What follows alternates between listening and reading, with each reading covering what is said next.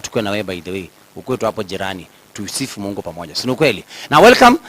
Now we are live on Facebook, live on Facebook, live on YouTube, live on Signet kila mahali Kenya mzima, na tuko hapa nakwambia kwamba show imeanza. The best garage in the world. The only garage by the way in the world. Na isi nduthi, si baisikeli ama tuk roza watu physically, psychologically, financially, socially. Hizo zote we tackle them here ili ya kwamba you become a holistic human being. Na today being a boy child edition, kama ni mzazi uko pale nyumbani, naomba kwamba tu make sure kwamba hii show your son watch, not even hata pia your girl akiwatch itakuwa poa sana, because one day she'll become a wife. Sino kweli? Kama hatakuwa knife atakuwa wife. Twende kazi. Now I want to introduce my guests. Nataka kwanza the only man in a tie. Yeah, anasemanga when he grows up atakuwa pasi, kitambi ishaanza kutokelezea by the way. This man maze is a great man. Sikia sasa, twende kazi. This man all the way from Jabine Primary. Karibu kwenye cash crop ni wa Ruyo side. Pole akasoma pale, akakuja Muruaki kule Nyandarua, alafu akasoma pale kwa baridi, akaomoka akasema hataki kwa baridi sana, akakuja mjini ili akajue na Kanairo kuenda namna gani, akaingia pale Park University, mambo ya counseling psychology pale, and of course hata ukiona smile yake tu venye itakuja ni ya last born. I want to bring you a third born which is also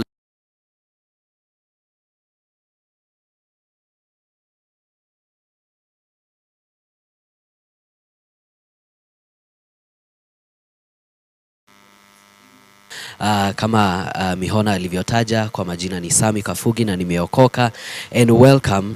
Tutaweza kuzungumza moja mbili ili tukaweza kusaidiana hapa na pale. Asante.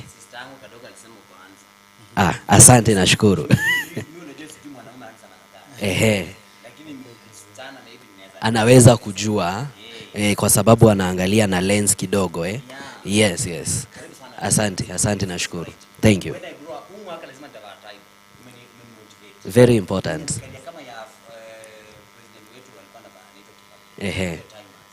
Very important. Asante, nashukuru. Yes. Thank you.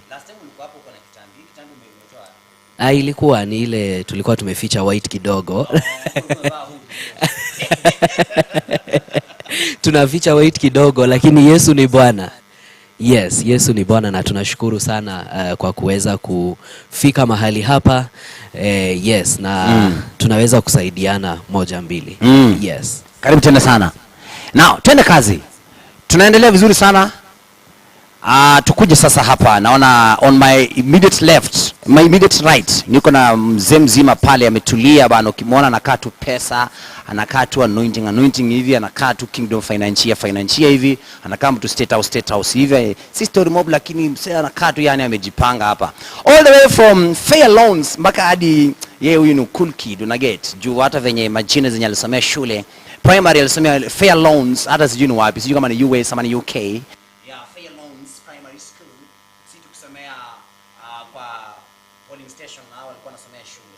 Akaenda Sawa Gongo. Hiyo ni shule atatuambia kwa wapi, kwa I think US hiyo. Sawa Gongo High School. Akakuja JQuat Karen. Underline the word Karen. Akasomea huko. Sijui alisomea nini, atatuambia kitu alisomea. And last born and a cool kid of for Jesus. I want to bring you in the one and only. This man is a strategist, maze.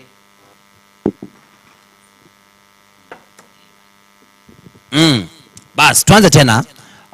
This man here is a man, sorry about that, sorry for hiyo itilafu ya mitambo. Si shetani, usikemee shetani, ni microphone tu imekataa kuongea.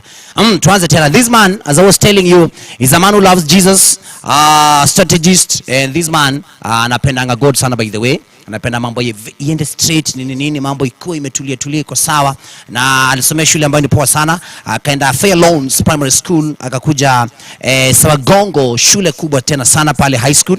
Akakuja JQuat Karen, nikasema underline the one Karen. Akasomea huko, and as a last born and a Jesus lover, I want to bring you in one and only. His name is in the Bible. He was a king in the Bible. I want to bring you King Silas Bwire. Karibu sana. Nimekaribia sana. Nimeshukuru kwa hii fursa ya kuwa hapa. Kwa Life Garage, kama jina venye ina suggest Life Garage, natarajia makuu yenye tutaweza kuambia, yenye itawasaidia, na asante sana Mihona kwa kuweza kutualika hapa siku ya leo. Your future is bright. Asante. Karibu sana bana. Haya, next. Tuko na this man hapa, the only macho in on set. This man all the way from Buguret. Buguret hata sijui ni wapi. Akakuja Buguret Primary School, akaomoka akakuja Mangu shule ya Mandege akiwa kwenda Boeing. Nilionanga tu kwa gazeti. Akasomea Mangu High School, of course alipata A. Ukiona tu Mangu alafu ako kwa garage, of course unajua tu ni A. I want to bring you all the way akaomoka pale akakuja the University of Nairobi, akasomea pale a third born among 5 siblings. I want to bring you the one and only whom say construction manager. Engineer mwenyewe Richard wa Shek wa Inaina. Karibu sana. Thank you so much Bwana. It's good to see you again. Maze, good to see you ba. Yeah. Last time ulikuwa hapo ulibeba ndizi zote, leo usibudu fanya kitu. Sasa itadepend kama watamatch watafikia ile. Lakini pia wewe umeona wananchi umesikia za campus. Nasikia ni watu wakali hapa. Kwanza nashtuka. Usishtuke. Lakini kwanza mwenye next huyo. Ni mnoma. Hadi mimi nimemuogopa. Usiogope. Wanaume ni kusaidiana. Ni kweli. The funny thing, the first time I came here we were also talking about men. Ile time tulikuwa na professor. So ule wa UN. There's something. Ukiona hivyo kuna venye Mungu anakupanga. Amen. So prepare more for this. Because hii country ama hii generation inataka more of mentorship about the boy child. Okay. Because the girl child is already empowered. Lakini sisi maazetu tunapiga stories za Man U na Arsenal. Wow, karibu sana. Asante sana. So your future is bright. Thank you. Amen. Last but not least, this man he shares the name with my bishop. Sikieni sasa, mtaka kujua bishop wangu anaitwa nani? I want to bring you all the way from huyo alisomea shule ya bunduki. Shule ya serikali, shule ya NYS primary school kule Giro.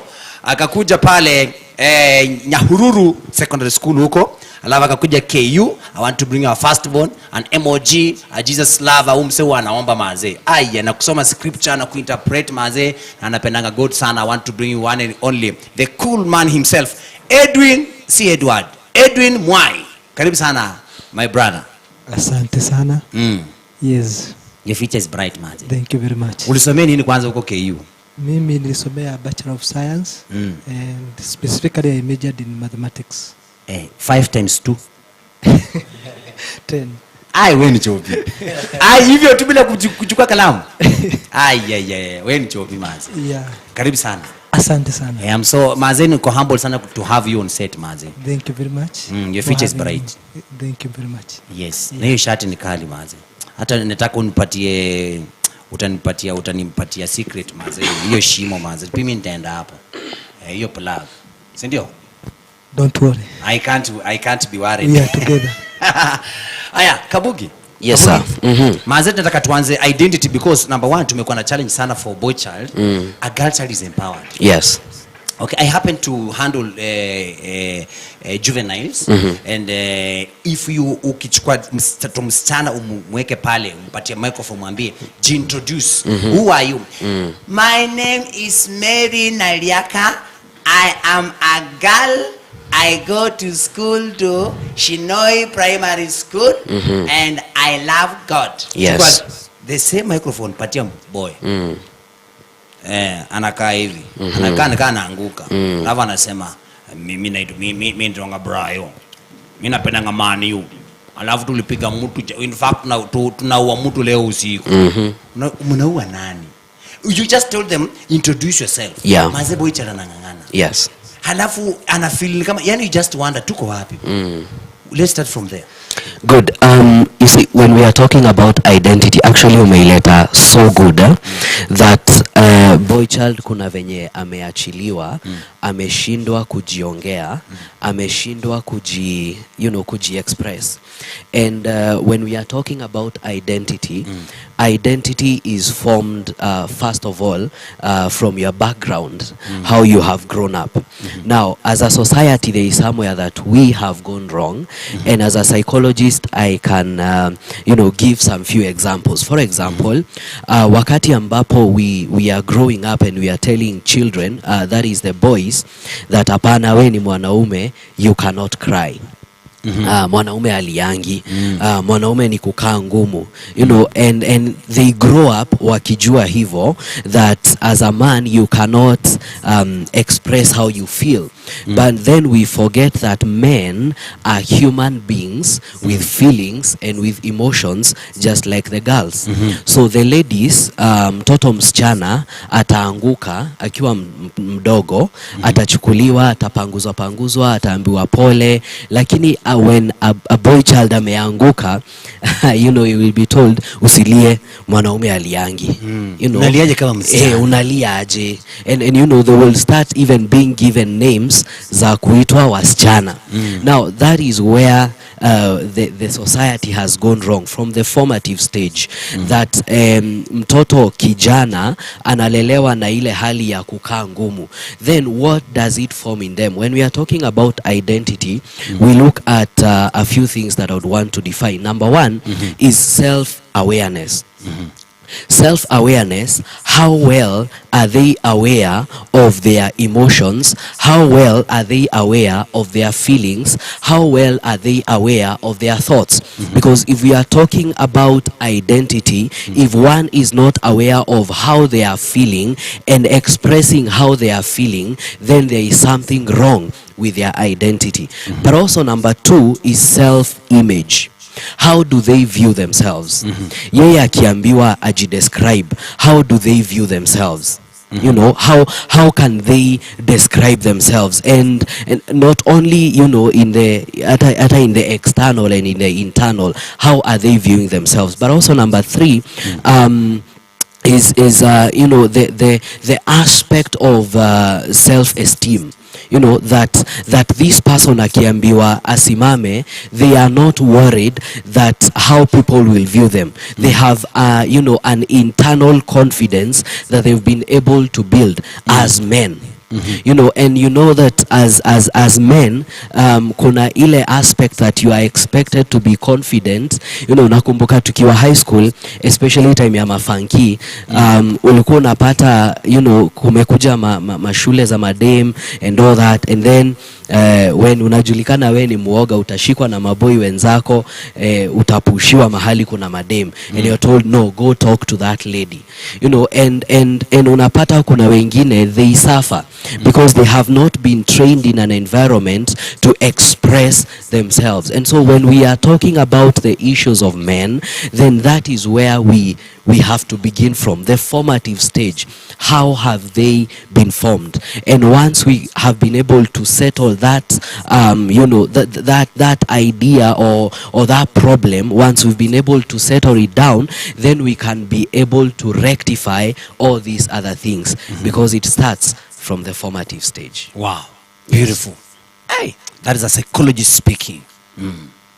Maze, wewe umeomoka maze. Bwire, Yeah. chukulia hapo bro.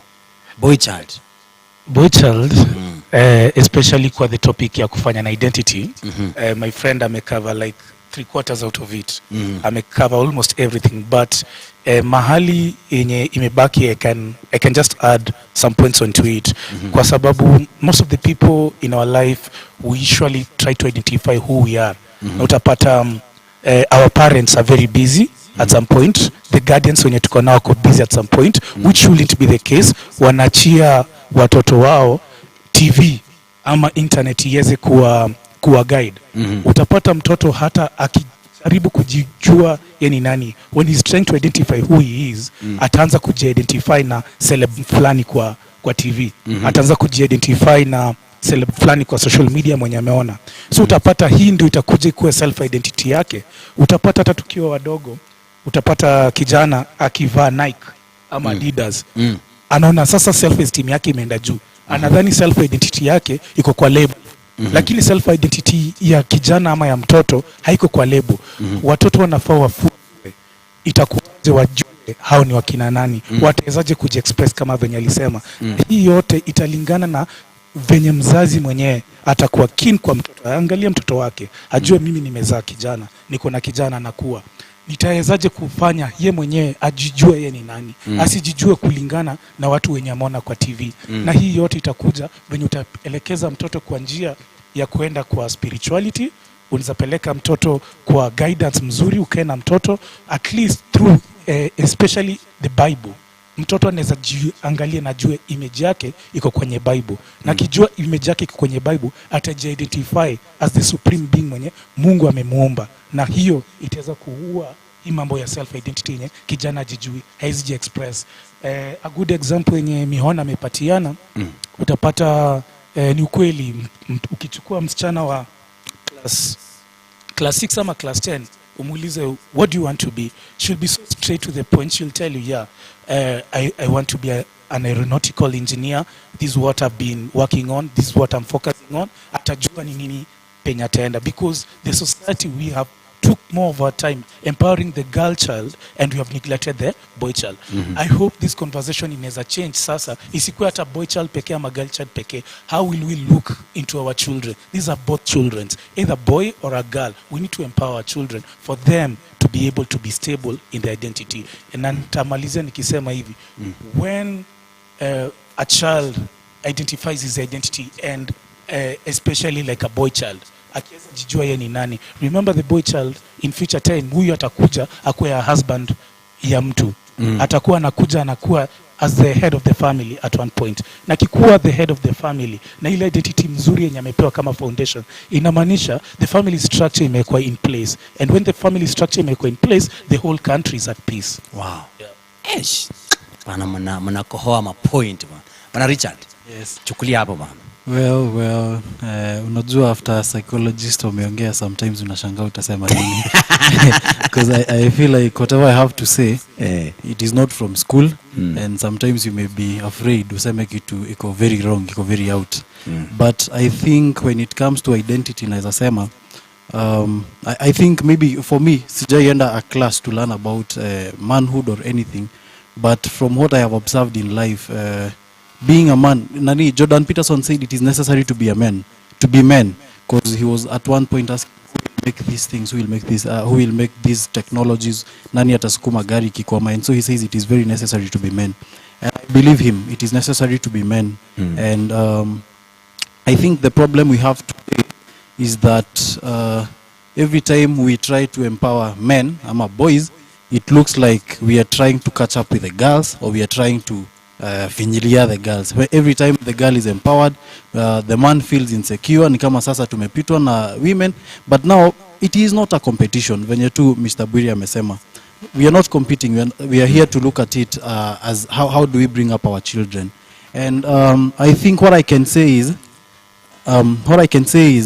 the most important thing is more of understanding that kuna vitu hatukuambiwa na wazazi wetu na tumezilearn the hard way.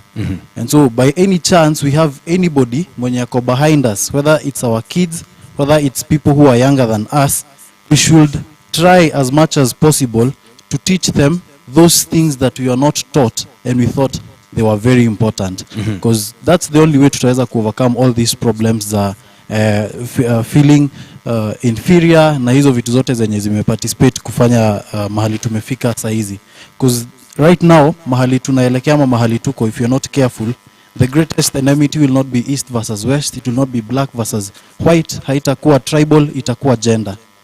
Watu wanapigana, watu wanachukiana just because every time you mention you're a man, a woman wants to fight you. Every time you mention you're a woman or a woman activist, men want to bring you down. Look at what we have in social media, and I don't want to mention names.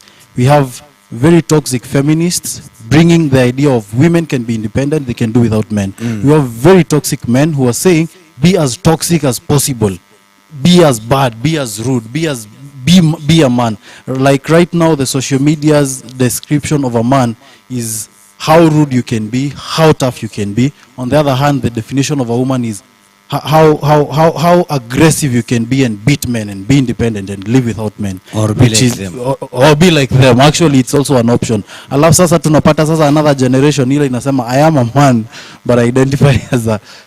Tunafika hapo because there is a problem. And I was listening to Jonathan Kahn as I finished, naongeanga sana sometimes. Alikuwa anasema in these end days itafika mahali people will run away from themselves. And hapo ndio tuko, women are refusing to be women and men are refusing to be men, and we are becoming tragic. Wow. And it is causing chaos. Yeah. That's why tuko na garage. Kabla tuende break, Bwana Edwin, hatuwezi enda break kabla unajua we need your input hapa kidogo tu 30 seconds ama 1 minute TV about we wrap up what from that segment here identity. Yes, of course, as we have as my fellow participants have said, ni kwamba boy child ni kwamba hana identity. Lakini ukiangalia nyuma yani ukienda nyuma kidogo utapata ya kwamba tumeanza shida imeanza ni kwamba men have neglected men. It takes a man to bring up a man. Kwa hivyo ukiangalia nyumbani ambaye akona watoto saa zote, mostly it is a mother. Ukienda labda kama mtoto labda ana house girl, the house girl is a lady. Most of the time ukienda in the formative stage ya standard 1, standard 2, kindergarten, ambao wakona wale watoto, they are ladies. Yes. Kwa hivyo most of the things ambazo nani this child is being fed, he is a man, but most of the thing they are from a lady. Unaona? Ikifika nyumbani you find that for example today is a Friday, is on a Friday. Kwa hivyo unakuta baba atarudi kesho nyumbani kesho asubuhi. But mama atakuwepo kuanzia maybe 6 all the way up to, unaona. Kwa hivyo this child never gets time to interact with men and know how should a man behave, how should a man be. Kwa hivyo that is where we started losing it. Wow. Kwa hivyo yeye anaachwa tu ajitafutie njia yake. And that is where the problem now comes in.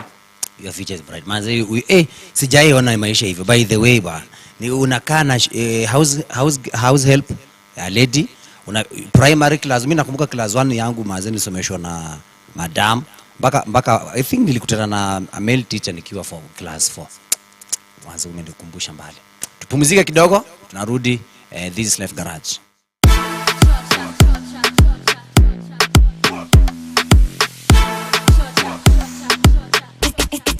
Mad.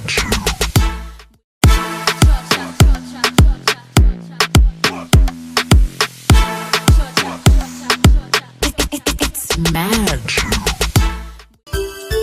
Unatazama Mwangaza TV, tumaini lako. Uko katika Zaburi 91. No calamity.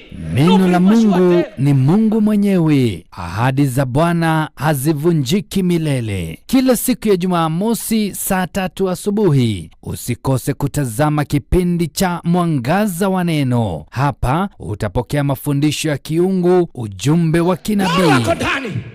Lakini yameambiwa umenishuhudia Yerusalemu. Yes. Hata Roma utanishuhudia. Hallelujah. Sasa mkubwa wa jeshi ndiye alikuwa anapelekea habari akuje Paulo auawe. Lakini kabla wamuue, haleluya, Mungu ametangulia. Amen. Kabla wakuue, kabla wakumalize, yes, kabla wakupatie mabaya, Mungu ametangulia. Amen. Ujumbe wa kukutia moyo na neno la kitume. Kuna kazi yako, yes, ilitawanyika. Sitaki kujua, yes, ilienda kona gani ya Kenya. Sitaki kujua, yes, kule ilitawanywa. Lakini nakuja, yes, na ujumbe wa Zakaria, yes, na kusema ya kwamba kilichotawanywa, yes, kinarudishwa. Pokea. Pia utapata fursa ya kusikiza shuhuda kutoka kwa miujiza iliyotendewa watu wa Mungu ili kuinua imani yako. Tulikuja hapa kanisani, tulikuwa tumesumbuka sana na tumeteseka sana. Tukaobewa na baada ya kuobewa tukapata mtoto. Baada ya miaka ngapi? 20 years. Mwaka wa 2020 niligojeka sana na nikapelekwa hospitali na ikajulikana niko na kansa. Wa leo nimepona. Nilienda test last month na niko cancer free. Haya yote ukiyapokea katika kipindi cha Mwangaza wa Neno, papa hapa kwenye runinga ya Mwangaza.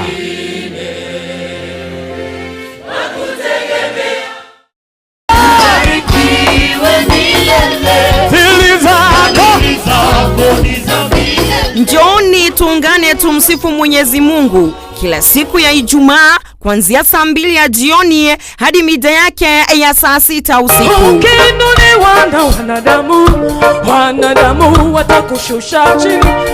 Ukiinuliwa na Mungu tu. Mwangaza TV inakuletea wakati wa kipekee wa kumsifu na kumwabudu Mwenyezi Mungu kwa kushirikisha bendi tofauti za kumwabudu na kumtukuza Mwenyezi Mungu.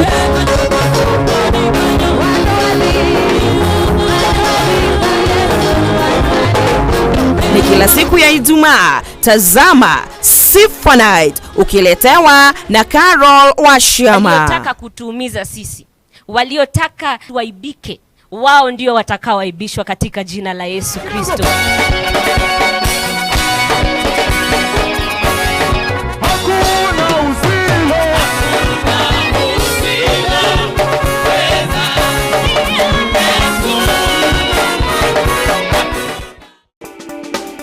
Kimuma Engineering Systems ni kampuni tajika katika uuzaji wa bidhaa za stima zikiwemo batteries, inverters, fire extinguishers, razor wires, inspools, green posts miongoni mwa zinginezo. Pia wana huduma za kukuwekea CCTV cameras, access control, remote gates miongoni mwa huduma zingine. Kwa habari zaidi tembea kwenye duka tofauti kama vile Nyandarua House, second floor, room number 204 kwenye makutano ya barabara ya Gaborone na Kamae. Pia unaweza tembelea duka la Kema lililoko kwenye jumba la Pwani Guest House, shop number 2 karibu na Sagret Hotel. Kimuma Engineering Systems pia wanaduka kwenye jumba la Montana Mall basement kwenye makutano ya barabara ya Kamae na Gaborone. Pia wanapatikana Gaborone Plaza ground floor, shop number G1 kwenye barabara ya Gaborone. Kasarani wanapatikana kwenye jumba la Mark Plaza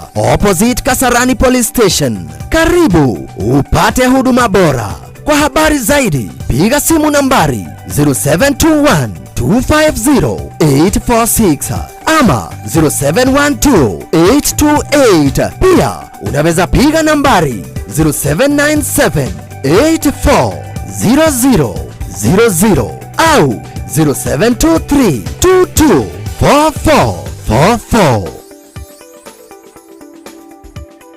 Kimuma Engineering Systems, security at its best.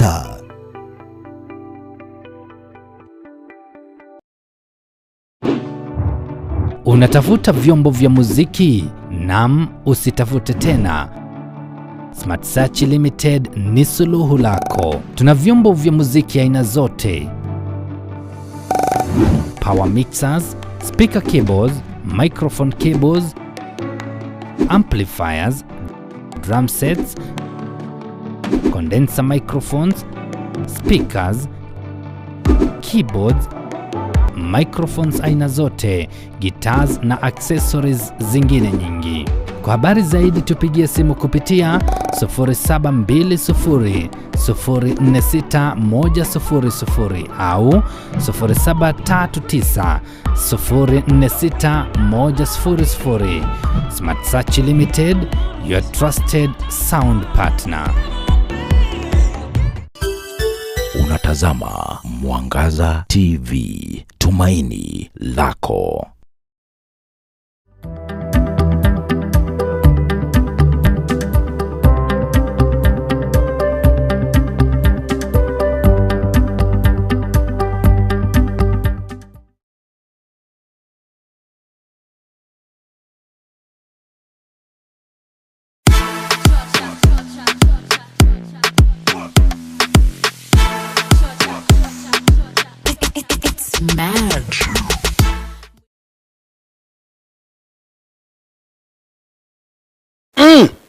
Karibu tena sana mtazamaji, we are live on Facebook, live on YouTube. Leo watu wa YouTube ni wengi sana. Team YouTube, sema hello. You can say hi hapo kwa YouTube, maze comments zikuwe smart sana. Na tuko hapa na watu wengi wanatutazama. I'm trying to reach out hapa kwa Facebook. Lakini zikikataa tutaflow tu because Jesus is Lord. We proceed on very well. Leo topic yetu ni very simple. Tunazungumzia boy child, raising boys to men. But before that, there's a new segment on this show, Knowledge Hub. Director wangu, fanya vile ulifanya tulipokuwa South Africa last year but one.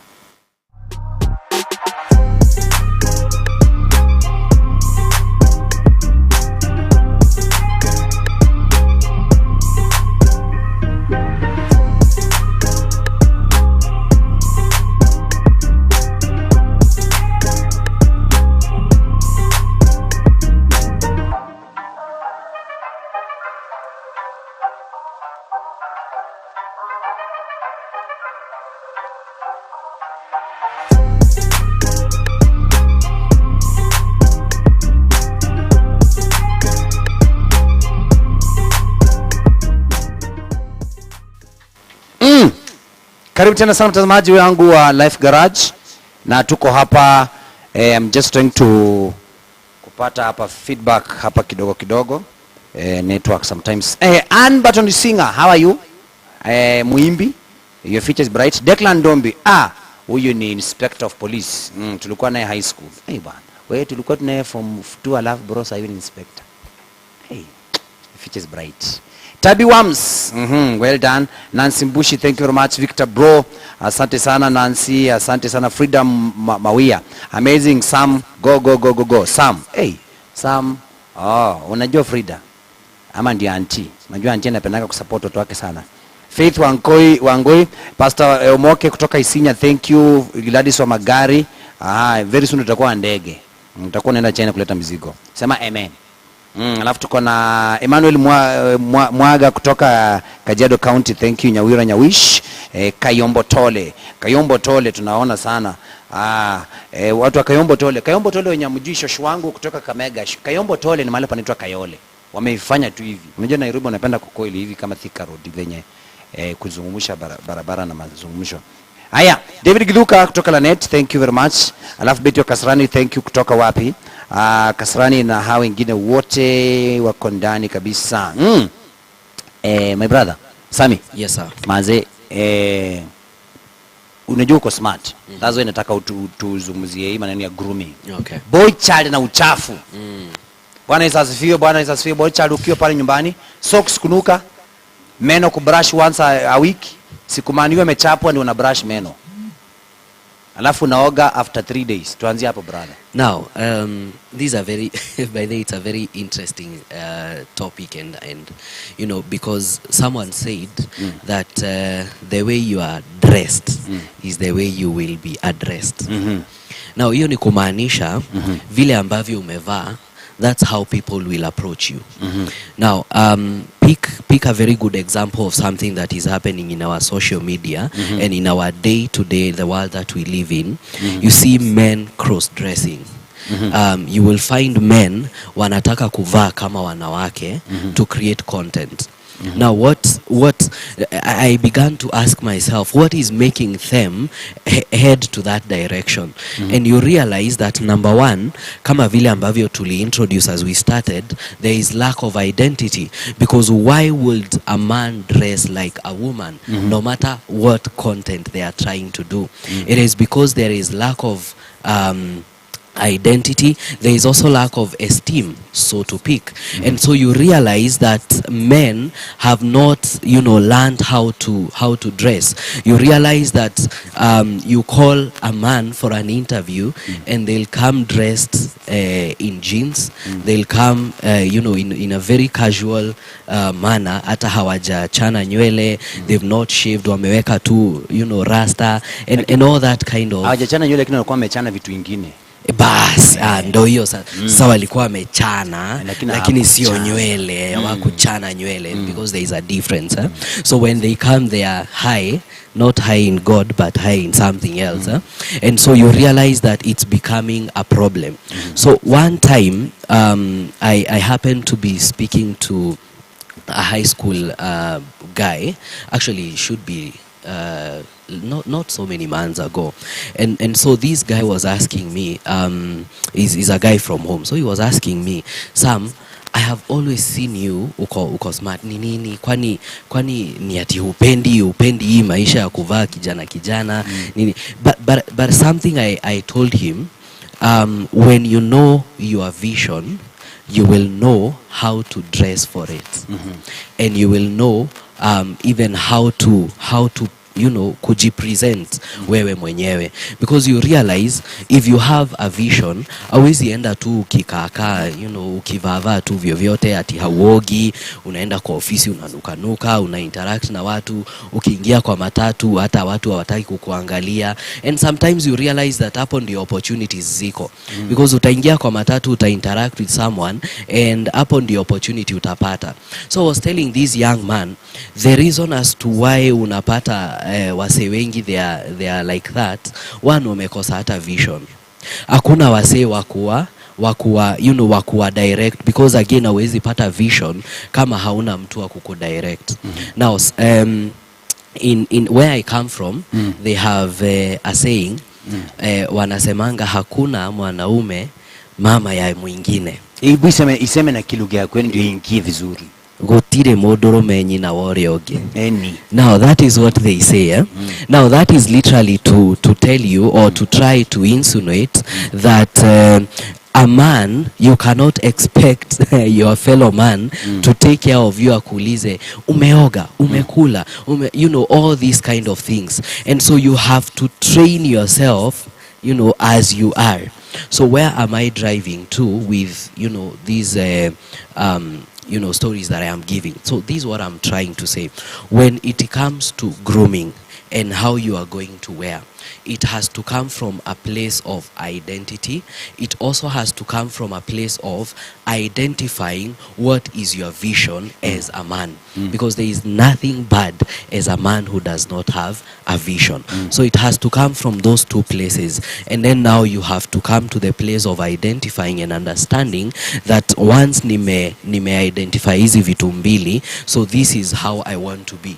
And it is not everyone who is going to be on a suit or a tie like I am, because kuna kazi zingine sio za kuvaa hivi.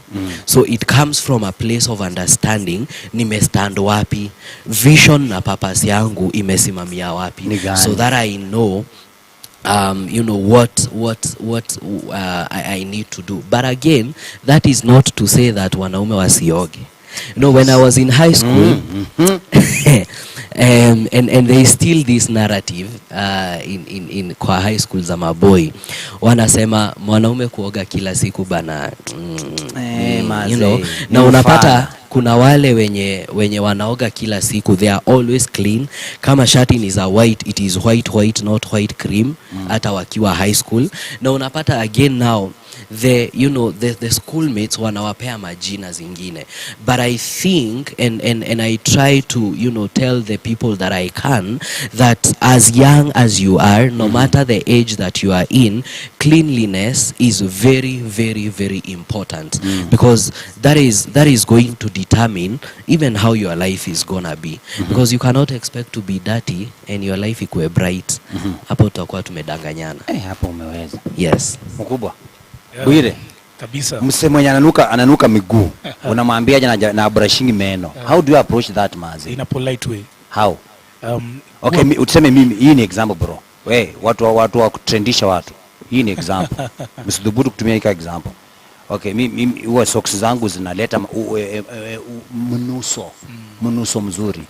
Mimi ndio sasa nianza kuniambia ama huwa na brush sikumani imeshindwa. Yes. Niambie sisi twende kazi. Mimi ndio. Miaka ngapi sasa hizo? Yes. Sasa uko miaka ngapi? Niko 21 bro. Uko 21. Nilimaliza high school. Niko kampo. Uko 21. Na tumekaa na wewe maybe siku 2-3 na naona mguu inanuka, si siku yako. Hainuki bro, inaleta tu marashi yenye sio hiyo kama cologne. Si kama cologne. Hainuki. Yes. The best approach, it's quite easy, especially for someone who is around 21 years. It's easy to make him understand what he's doing. Na venye my friend bado amesema, it all narrows down how stable is the mindset of this guy. Kwa sababu utapata watu wengine depression causes them wanakuwa lazy, they sleep all the time, wanalala hawataki, they don't even take care about themselves. So better you try to understand where this person is coming from. Does he has any underlying issues that it's stressing him up?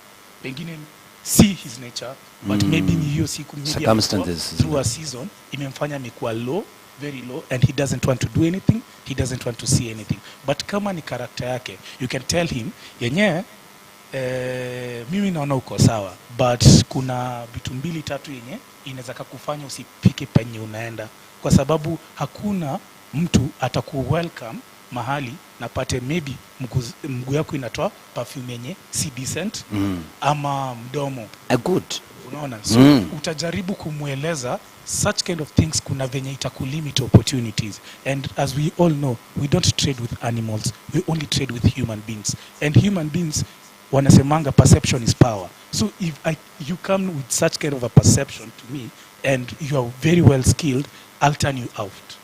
So try to make this guy understand what cleanliness and personal grooming can be able to given opportunity in the community, because you are living in a community-based world, and people look at individual characters and how you act within the community, because it will affect the whole community. Wow.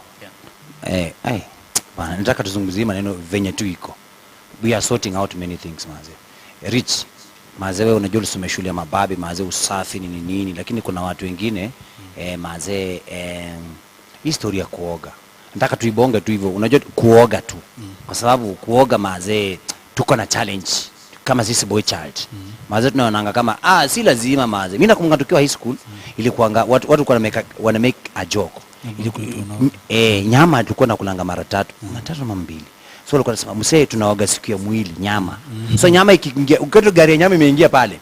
Wase wajaoga waende wafanye nini? Wapige shower. So literally by the kuna wase walikuwa naoga siku ya nyama Wednesday na Saturday. Maze, let's talk about that. Kuoga tu hii kuoga normal. Okay, so I think I'll start by going to Mangu High School. One of the main themes here, the whole fraternity and the culture, was you get in there as a boy, you live as a man. They even told us, they taught us very harsh things, and we learned the hard way, like the school anthem and the school cultures. And I think these are some of the things that build people from these schools to a point unapata, no matter how old we get, we still keep saying, I went to, because it was a process yenye to transform from being boys, from being those people. Yani unajua, you see, kutooga ni an aspect of toxic masculinity. Sijasema toxic masculinity is all about kutooga, but nasema these are things zenye tunapushingi, tunasema unaoga kwa nini? Kwani sisi ni wanawake? Imagine. and literally maze. There are people who take it literally. Unapata msee hapigi shower na anakuwa nini? Na anakuwa hivyo na ana believe that a man hafai kuwa hivyo. But basically you realize these are some of the things, these are some of the jokes we just make because we are men. Because I think I'll approach the issue of being a man and grooming in this way. Kuna mtu aliuliza swali, there was a time we were having a debate na tuliulizwa, does what you wear indicate your spirituality? And so I took the same topic to my high school with some of my friends, and one guy called Masindi akasema, I will approach this, and as I approach your issue hivi, what I wear does not indicate my spirituality indicates what I wear. Wow. And so we approach life in that dimension when I realize being a man is not what you teach me that a man should do this and this and I follow 1, 2, 3, because nitakuwa nafanya kinaitwa legalism. Nita follow everything. Like there is this comedy nilikuwa naona, I hope sitatoka nje. In this comedy ya Austin, ameenda anashangaa mbona apatangi madema, anaenda anaambiwa uende na gari ukiwa umevaa hii nguo. So he does exactly the same way venye ameambiwa, but still akiwa na hiyo gari amerent gari amelipia, msee mwingine akuja na nduthi anaenda na manzi. The idea is you cannot be a man by being by legalistic means. You cannot do 1, 2, 3 to be a man. You become a man in the inside and then you learn to do 1, 2, 3. So I feel like the issue, unajua hizi vitu tunaongelelea ni vitu za surface, kuoga, kutreat watu vibaya. The problem is not kuoga, the problem is deep down, how much of a man are you? Because you cannot be taught to be a man. The only thing unaweza fanya if you see I'm not behaving like a man is to tell me what a man is, and then I'll trigger that manhood in me, that masculinity in me. That's why unapatanga kuna hizi memes watu wanatengeneza, mtu amesink ndani. If it's a girl, wataenda waricha utu wamtoe. If it's a man, ametoa mkono, akikuja anagongo mkono, anaambiwa be a man. Alafu after 2 minutes unaona ametokelezea, because manhood is something that is it is from within. Ni kitu inatoka ndani, and then what we see now when we see men making inventions, when we see men moving, si Kikuyu wanasemanga utire kidu kile magaru menoga gekigariure, because men, what does it mean? It means hakuna kitu inashinda wanaume unless ikuwe imefanyiwa uchawi. Because kama ni kuinua chuma, kama ni kuinua gari imekwama, watakuja wanaume 3, ikikataa wakuje 4, ikikataa wakuje, at last hiyo gari itatoka hapo. Hata tubebe kwa mgongo tu. Men can do anything. That's why nilikuwa sema Jordan Peterson says it is necessary to be men. We will not have what we have if we didn't have men. But then manhood, it cannot be taught. If we go to school and learn manhood, tutafanya hiyo tu formalism, legalism. Ile you're doing everything as a man but deep down you're not a man. Masculinity is an energy, hadi ukitembea mtu anasikia ako na mwanaume. And if you're really a man, unapatanga ukitembea even with your classmates who are girls or your friends who are girls, hawaangaliangi barabara, wanakuachia. Wakivuka unapata tu wako like wewe ukisema twende tutaenda. But if you're not man enough, na man enough si state na iandikangu hapa, unapata mkono wao na bado wanajichunga. So I think one of the kwa hivyo ukiona anajichunga ni kama hujacheza kama wewe. Kuna venye unafaa energy yenye unatoa tu hivi, mtu ana relax, anapangwa. Anaacha, usiangalie barabara mama. Kuna mwanaume anaangalia. Bwana is a sphere boy child. Yeah. So that's what I can say. Manhood cannot be taught. It's something that is within you. Ndio, because those people who've learned manhood wameenda kuwa very toxic. Wow. Extremely toxic. Very bad to women. They are not gentle to women. They are not gentle to anybody, because if you're taught to be a man and you're not really a man deep within, ina create to that toxicity. Hautaki kuambiwa. Men do listen, compare notes with what they have within them. If it is okay, check. If it is not okay, cancel. Wow. Yeah. Hey. Ladies, is it true? Kwa comment. Facebook page yetu Mwangaza TV, and also on YouTube pia tuko pale live. Leo comment zote lazima tusome na tuko hapa. Now, chairman, at the position, because wewe tu ndio mwenye umevuka border hapa, hao wengine wote tunawaombea Mungu akubuke. Hao wengine wako sijasema wako sigo, lakini hawajaoa. Chairman, because wewe tu ndio umeoa hapa. The place of a parent in grooming up a man, because unapata kwamba kuna mzazi ako hapa ako na pesa na to watch. Atakuja tu kulipa school fees. In fact atatuma na M-Pesa, anaweza kutoa. Alafu atume abie sasa Kinudhia hizo viatu ndio hizo pesa niza kununulia Kinudhia viatu. Tutakuja kumuona. You know, it's mothers wanashughulika, they raise up men, but wanaume mazee kuna venye tumepotea kidogo. Yes. Let me just take from where my friend left here. Ya kwamba manhood cannot be taught, but it can be nurtured. It can be nurtured. Now what we are lacking is people to nurture manhood. Now the lion is considered the king of the jungle, but right now go to a lion who is 1 month old or 2 weeks old.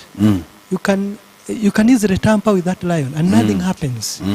But after nurturing this lion for some time, you will find that eventually it becomes the king of the jungle. Now what am I implying?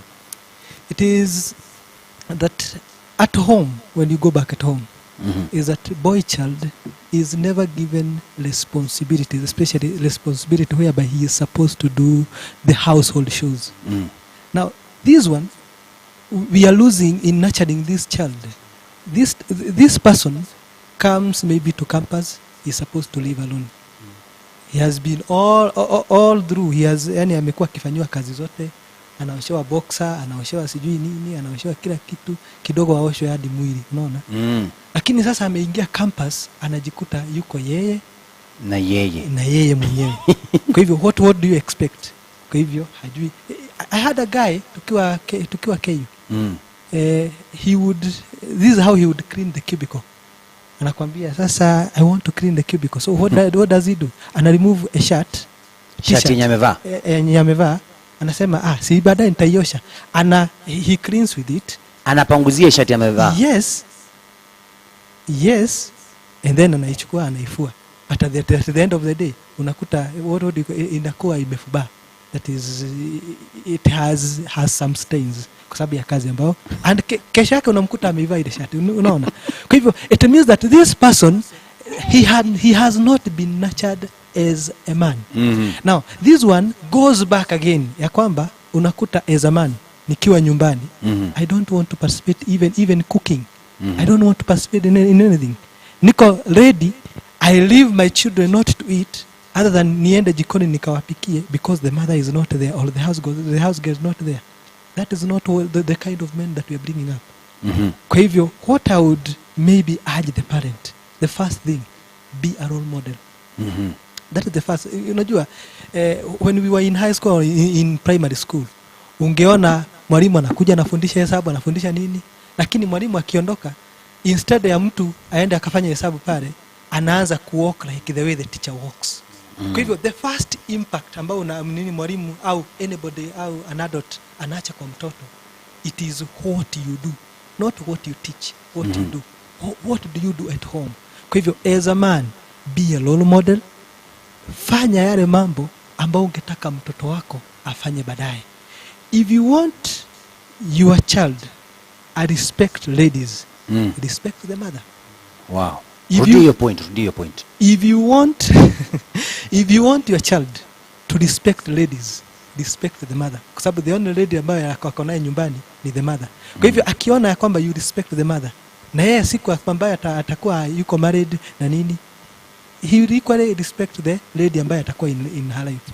Umeona? Wow. Kwa hivyo these are the things that we are lacking. We are lacking nurturing role models. Our fathers, sitaki kuongea vibaya, lakini I would say most of them have not been good role models. It is a shame if you are a father and you always leave your child to be taken to school by the mother. I'm a house help. I'm a house help. If you are available, unajua kuna situation number. If you are available, go with him. Na mnapoenda, go talking to him. Mwambie, you know what? Wewe ndio mbeba maono for the next generation. Unaona? This person, una instill some sense of responsibility inside this person. Wow. Yes. Instilling sense of responsibility to a boy child. Sami, maze, kuna sambo nataka to discuss, panelists. I want us to discuss some of the wrong notions about men that, you know, unaambiwa if you are a man you should not do this. Wewe ni mwanaume unafanya hizi kwa nini? Kwa mfano kama cooking. Atu wewe mwana jikoni ni wa mama. Wewe unaenda kufanya nini kitchen? Alafu unajua unaambia huyu boy na kampo hakutakuwa na mtu anampikia. Exactly. Tuanze hapa maze ndio to sort out this thing. Ume raise vizuri and actually I want to pick from where my brother ameachia that if you want your child to do something, start by doing it at home. Now when I was growing up, there were times that I you know, my mom, for example, akue mgonjwa, and I would see my dad amepika. Now if he doesn't do that and forces my mom to cook, then what will I do when I grow up? I will grow up and I will see probably my wife in the future akue mgonjwa, and I will force her to go to the kitchen and cook. Maybe she's expectant, I will still force her to go to the kitchen and cook. Then in turn, what will be, you know, what nini itakuwa the fruit that itakuwa produced. I will not be responsible. I will not produce a responsible son, and the generation inakuwa imekuwa messed up like that. Because unapata a man will complain, hii chakula hujaweka chumvi, nene, haujafanya hata haijaiva. But if you tell the person to do exactly the same ama apike, they cannot be able to do that. So tunapata we are raising men wenye wanakaanga chai, wanaweka you know, wanaweka chumvi kwa chai ama sukari kwa chakula. Like they do not know ni nini inaendanga wapi, ni nini inaanzianga ama kitunguu lazima iungue. Na sijataja mtu, you know, because even as a man, in as much as there is the societal you know, expectation that kuna vitu ambazo it's ladies who do, because in either way you find that because of the responsibility of the man and kazi probably yenye anafanya and all that and the respect that they want to earn and all that and all those things, they will expect the lady or the wife to cook for them. But then what happens when the wife is not present, ama ameenda kampo, hata enda kukaa na madem. atakuja kukaa peke yake. So what happens? Ina turn out to the example that my brother had given. So what then is expected of us when the child amekuwa mdogo? Raise them and train them to do these things. Now over Christmas we were having a conversation with my siblings, and my elder brother was reminding me something, that nikiwa mdogo, I am the last born, nikiwa mdogo nilikuwa na wachekelewa akiwa na my sister, because they were, mama akitoka na dado akitoka walikuwa napewa responsibility ya kupika. So wana you know, they will peel the potatoes and all that, and they used to kushindana. So mimi niko tu hapo because I cannot be entrusted with a knife, I'm too small, so ninawachekelea. But then what did that do? Right now, wherever my brother is, he is still responsible, and he knows whether the wife is present or not, I will still eat. Sitalala njaa, sitaenda kuwaste pesa, you know, na kununua sijui chipo nje na jaribu, but I am responsible enough, I can cook. And that is what we need in our society today, raising men wenye wako responsible in you know, roles and responsibilities, even those that are considered to be za women. Hata kufua, you know, I'm not saying that ukioa sasa we ni mwanaume uende ufue, no, that's not what I'm trying to say, but at least have that, so that when we, you know, when the wife is not present or is sick or a situation has come, you can be able to do that. Or when a guy, a boy ameenda high school, hata struggle, anaanza kuchekelewa na wengine because anafua shati na brush. Anafua you know, kuna mwingine kwetu alikuwa anafua na steel wool. Bas. Atimaze unajua hii kitu imegwama hapa kwa makwapa, atasugua na steel wool. Yes. Because they have not been raised. Wao wamezoea ni kufuliwa, and they are not being trained. So that training is required. Na tuache mambo ya toxic masculinity. My brother mentioned about it. That unapata, I am a man. So mimi siezi fua, siezi pika, hata nikienda kampo, what will I do? Natafuta mama wa kufua. Na mama wa kupika. Na mama wa kupika. Shida ni ataingia kwa room yako alafu apike mpaka kesho. And immorality starts from there. So what we need is this training from the formative stage. Wow. Yes. Your future is bright. Aida Gitwire amesema nakusalimia sana. Sunset representing Nanyuki, thank you very much. Ivy Maidhia, our psychologist right there. Go Sam, we are proud of you. Even me, I'm also proud of him.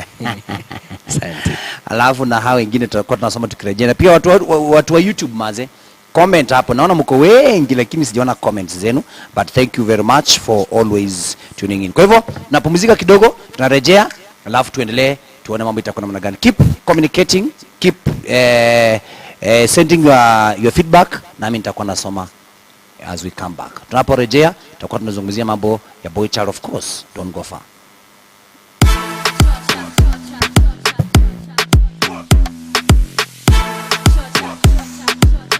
It's mad. Unatazama Mwangaza TV, tumaini lako.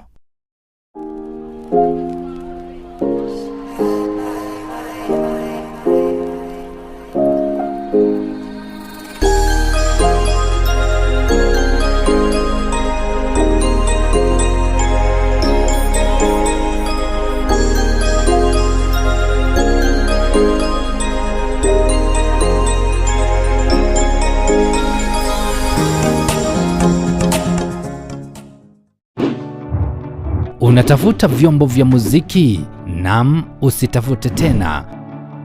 Smart Search Limited ni suluhu lako. Tuna vyombo vya muziki aina zote: power mixers, speaker cables, microphone cables, amplifiers, drum sets, condenser microphones, speakers, keyboards, microphones aina zote, guitars na accessories zingine nyingi. Kwa habari zaidi tupigie simu kupitia 0720046100 au 0739046100. Smart Search Limited, your trusted sound partner.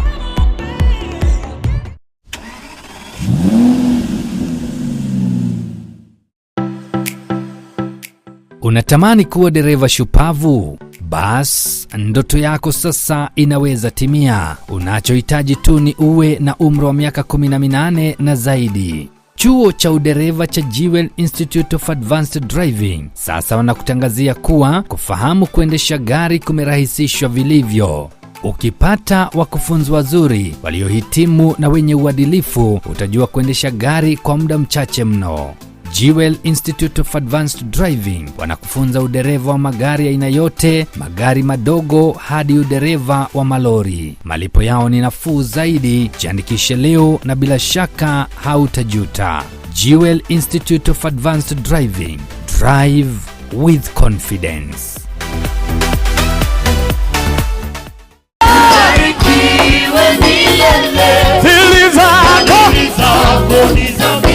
Njooni tuungane tumsifu Mwenyezi Mungu kila siku ya Ijumaa kuanzia saa 2 ya jioni hadi mida yake ya saa 6 usiku. Ukiinuliwa na wanadamu watakushusha chini. Ukiinuliwa na Mungu tu. Mwangaza TV inakuletea wakati wa kipekee wa kumsifu na kumwabudu Mwenyezi Mungu kwa kushirikisha bendi tofauti za kumwabudu na kumtukuza Mwenyezi Mungu.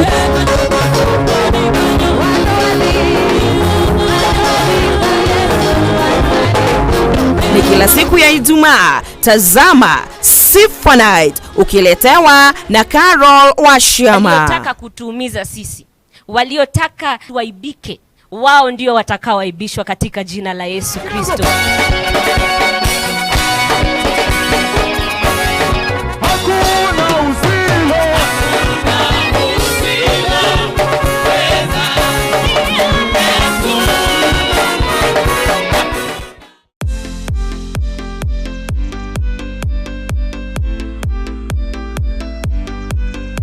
Wazee walio wa umri pamoja na walio na tatizo la kiafya kwa mara nyingi huhitaji kujihisi vizuri kwa kutunzwa na wale wanaowapenda, na wasipokuwa pamoja na wapendwa wao wanahitaji watu walio na moyo wa kuwahurumia na kuwafanya wahisi wanapendwa. Hapo ndipo chuo cha kitaalamu cha Jewel Professional College kinaingilia ili kuwapa mafunzo ya utoaji wa huduma za kiafya ama ukipenda care giving. Mabibi na mabwana, tuna habari njema, kwani Jewel Professional College imeanzisha kozi mpya ya care giving ambayo ina wakufunzi waliohitimu na wenye utaalamu na ujuzi wa hali ya juu ili kuwapa wanafunzi wetu ujuzi, masomo na uwezo wa kusaidia na kushughulikia mambo mengi ya watu wa huduma kama vile huduma ya kwanza, ukipenda first aid na zinginezo. Na kwa wale wana shughuli nyingine hawawezi kupata nafasi ya kuhudhuria masomo darasani, basi usitie shaka, kwani pia wewe tumekuzingatia vilivyo. Tuna vifaa vya kisasa vinavyolingana na hospitali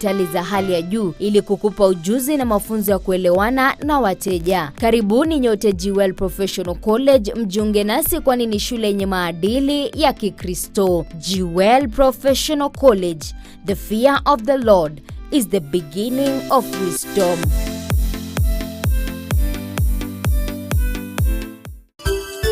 Unatazama Mwangaza TV, tumaini lako.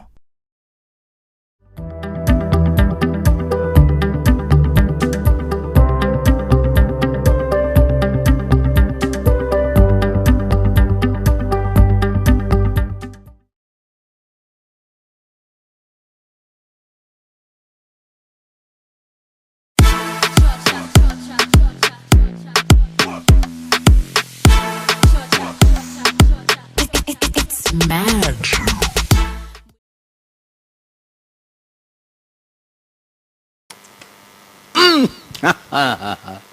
The conversation behind the scenes is so beautiful. Karibuni tena sana. Nikiangalia Ivy my dear, anasema great insights right there. Men need to be groomed from home in order to shape who they become as adults. Asante sana Ivy. Ida Precious Kevins anasema kwamba na msichana anakuwa mrembo sana. Nimetaja tukiwa hewani. Sorry. Ida anasema kwamba we are tuned in. Tunafurahia sana learning more. Asante sana. Your future is bright. Nitakuletea gift tukutana na wewe. Alafu YouTube Zachary Getao. Huyu anafanyanga na one of the big ships in the world. I think right now ako Dubai ama sijui ako UK. Asante sana Zachary Getao and Precious na wengine wote wa hii side. Asante sana. Team YouTube sitawasahau maze. Nyinyi watu wa nguvu sana, mko wengi kama 100 and something.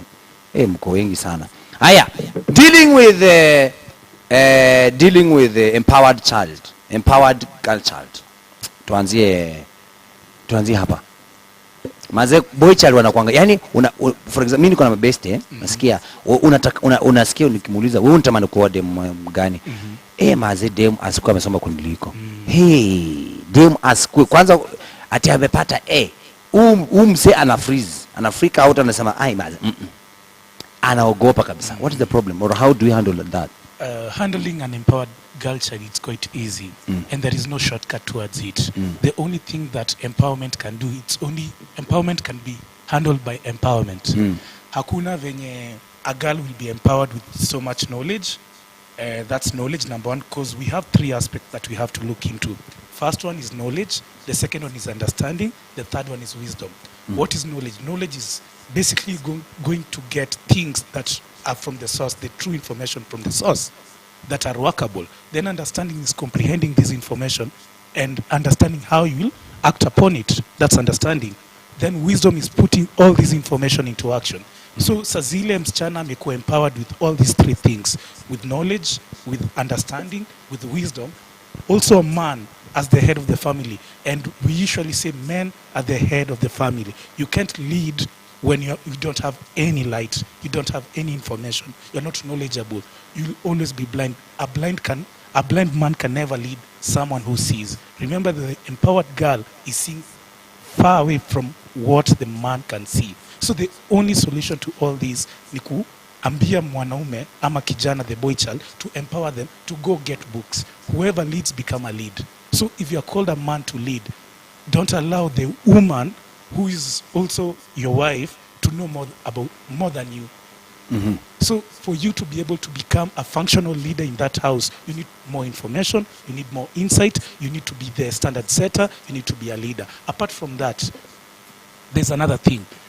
In all our generation, we are never taught to love ourselves. We always try to love other people more than us. So when the concept ikuje that you need first to love yourself, and that concept ikuje within yourself, you know also how to treat and to relate with an empowered girl. Apart from the information, when you have love in your heart, everything opens up. Sababu utakuwa unajua, I can't damage her, I can't react differently kama ko empowered kunishinda. All you need to know is the information and practice of love. So if you practice love, the whole family will be together, and information inasaidia. Tumpigie makofi jamani. Wow. Naona unabubujika na nikububujika kama kuchomeka. It's because I really love what Bira is saying, because it's the truth. I think at one point tutakuja ku accept the fact and the truth that we are not all equal. Some women are stronger than some men. I remember my dad once told me, it was an allegory, but later I came to understand what he was telling me. Aliniambia wakati tutataka kuoa, ujichunge sana usiende kwa mtu mwenye familia yao in terms of money wako juu sana. Juu wakati nitapata pesa nataka kununua ploti, yeye atakuwa ananiambia twende bouncing castle. It was an allegory to tell me that kama siko in the same mindset na mtu, it will not work. Because you see, naturally men, when we are around women, we love to protect them. It is the first instinct. We love to protect them. We do it even sometimes without our knowledge. And if the power in this person ni more than your power, your protection is not enough. When you my brother alisema about perception. Even if you see, even if somebody, you can be wise, but somebody perceives you as unwise, the perception will make them treat you as a fool. Because to your perception. And so, what are we trying to say here? We are trying to say that it is not difficult to deal with an empowered girl. We cannot fold, we cannot go away, we cannot say now let them go and meet the empowered people. But Kenya tu Bwire anasema, if we find that love within ourselves, know how to love yourself as a man, know how to do good things for yourself. Some of us men, the meal umeitumia 1,000 bob and above is if you are having somebody. When it comes to you, you unataka kufinya ukule skuma, unataka, but when there is somebody good enough to be impressed, you can buy anything. Hadi unaweza kopa.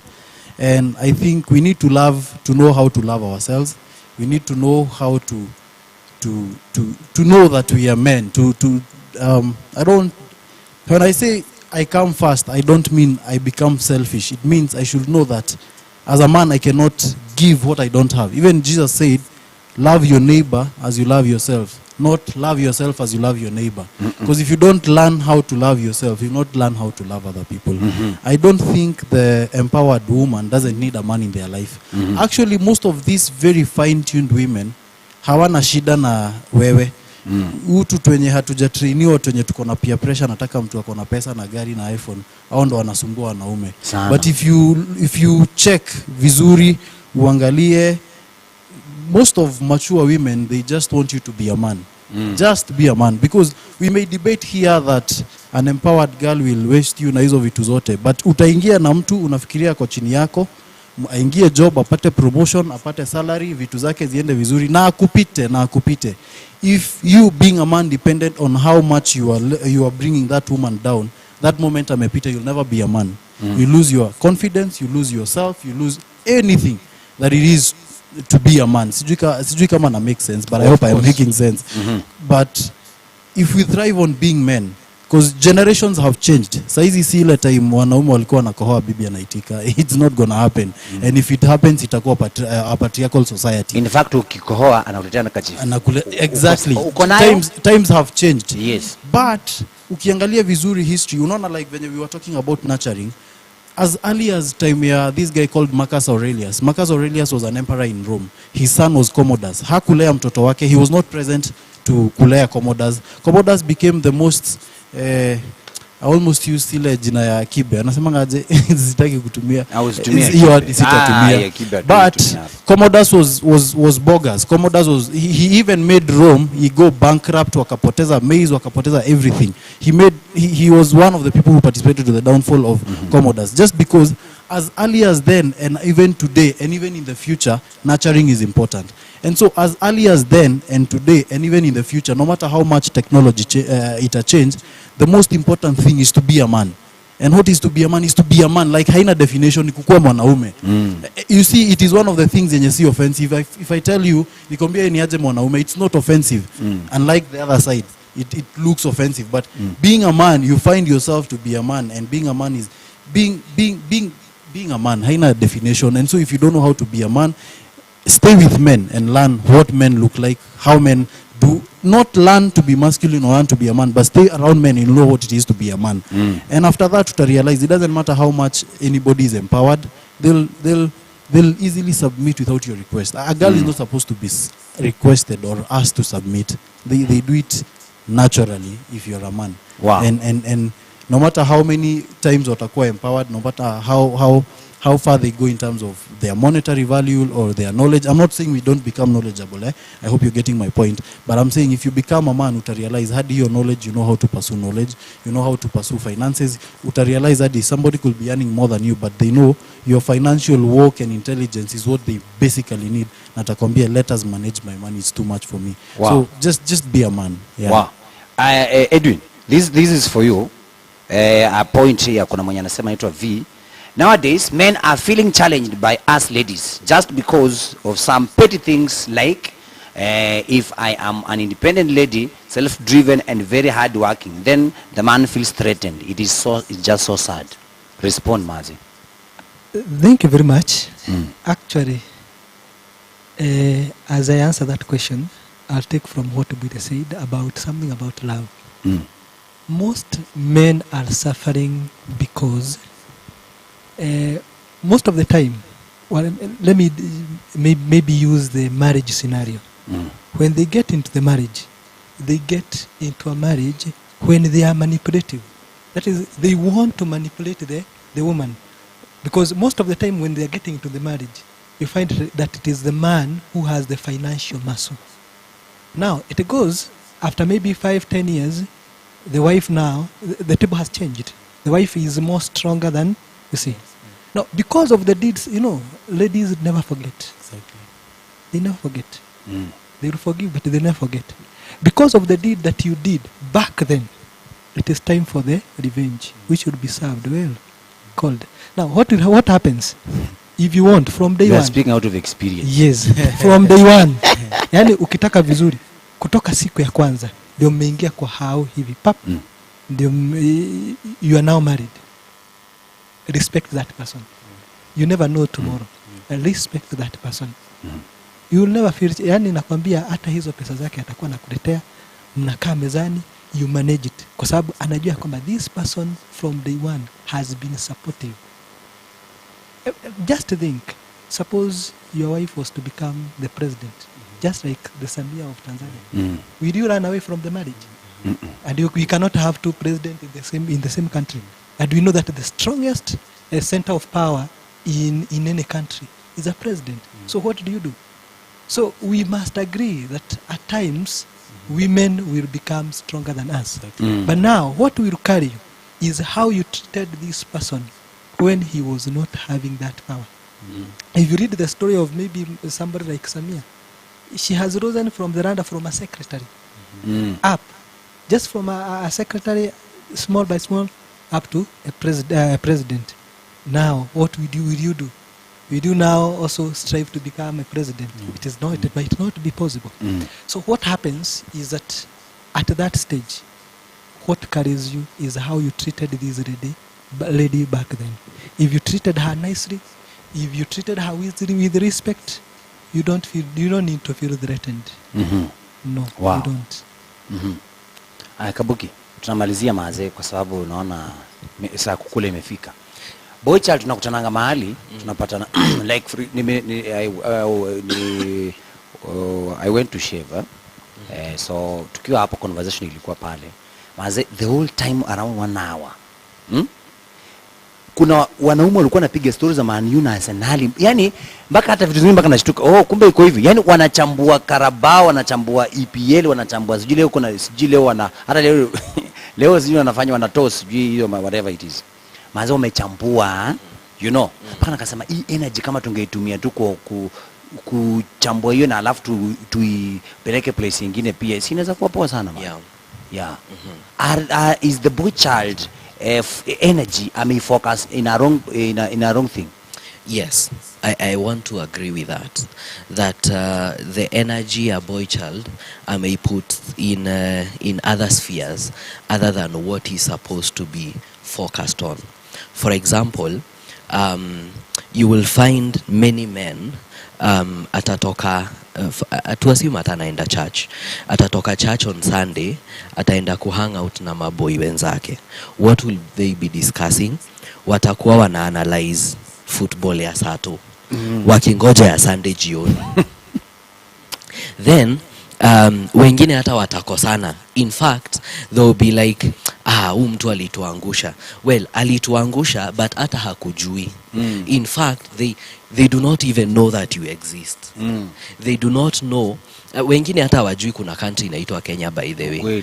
Hata wakiweza ambao wataanza kusema Kenya, hawajui. But you're wasting your time trying to analyze. I'm not saying watching football is wasting time. It is very good for relaxing, recreation and all that. It is very important. But the problem comes when you do not know how to manage the time enye uko nayo, that useme hii nita watch futa, hii ingine I will give to family. Now Edwin has mentioned a very good point, that how you treated your wife mukianzia, that's how it will be repaid uko nyuma.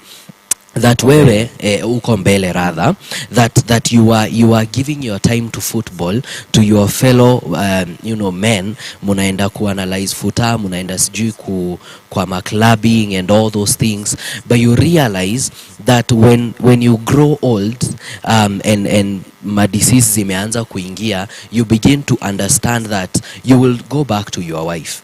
So how you treated your wife is how she will reciprocate. Not unless you get a very godly one who is not revenging. You know, so energy, where do you put your energy? What is my advice to men? This is my advice, that when you have time, manage time, empower yourself, get the knowledge, learn on leadership, because again many men have failed when it comes to leadership. Una realize unataka a lady to submit, to follow, but you're not leading.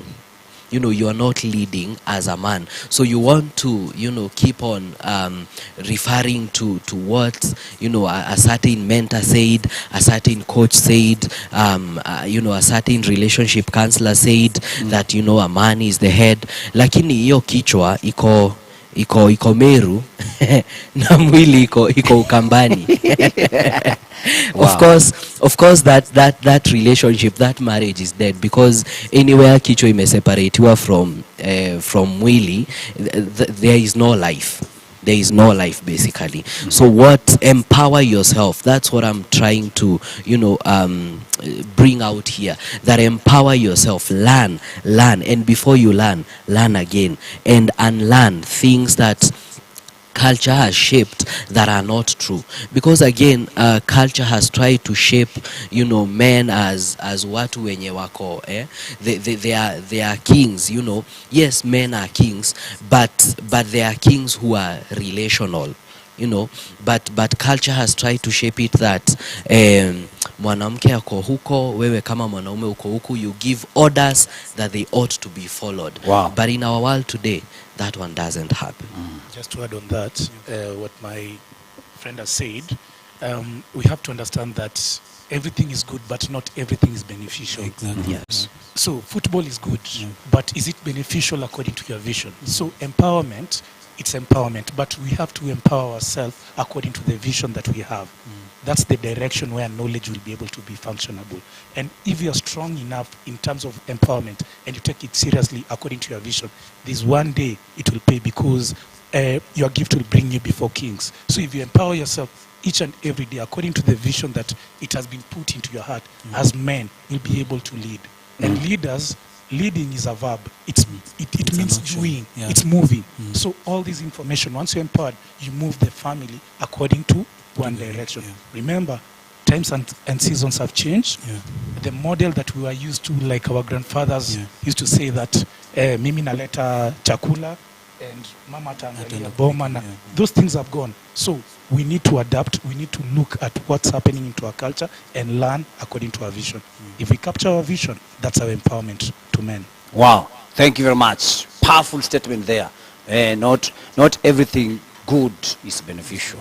So maze, si lazima uchukue time yote ya kuchifuta, yafaa uko unasoma Bible, ama yafaa uko unafanya research, ama unafanya job ile ama kazi ile ambayo yafaa ufanye. Please don't substitute. Sio kweli? Tupumzike kidogo, ni saa kukula. Tunarudi kukula, tumekunywa, tunarudi kukula mazi. The future is bright.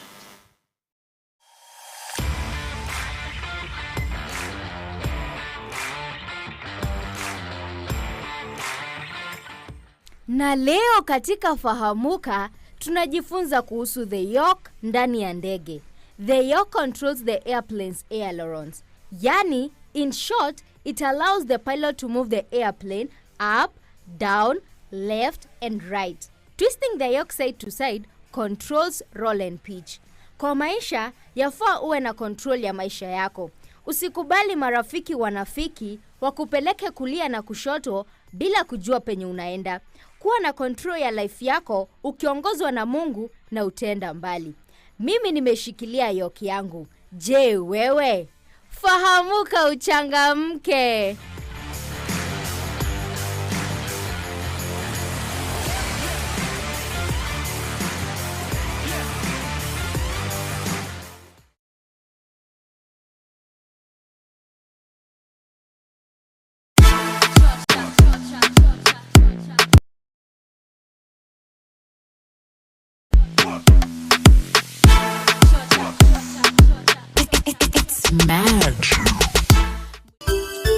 Unatazama Mwangaza TV, tumaini lako. Ngoma imenoga umeshika midata ni moto ni fire yo kama fisi na I won't give up to I won't be real. Ephesians chapter 1 verse 6 it says, children, it is your responsibility to obey your parents. Nasikia Felix ni mfupi tena mkonde. Hadi akivaa nguo za brown na ka toothpick. Wabaya wamenisinya, bendera ikipepea, Wakenya twajivunia. Cheza kujibamba yendi na makasiriko. Cheza, watu wote hebu cheza, zikishika zikibamba hebu cheza. Cheza, cheza, cheza, oh ai, cheza. Watu wote hebu cheza, zikishika zikibamba hebu cheza. Cheza, cheza, cheza, oh ai. Speedi miyako zitoka, hey. Talino manatoka kwa kidasho, yani kama katapila, hey. Ni kucheza kuchimba kwa nyayo, chini kwa miguu. Kanyanga twende mkono kwa kiuno, zungusha twende chini kwa miguu.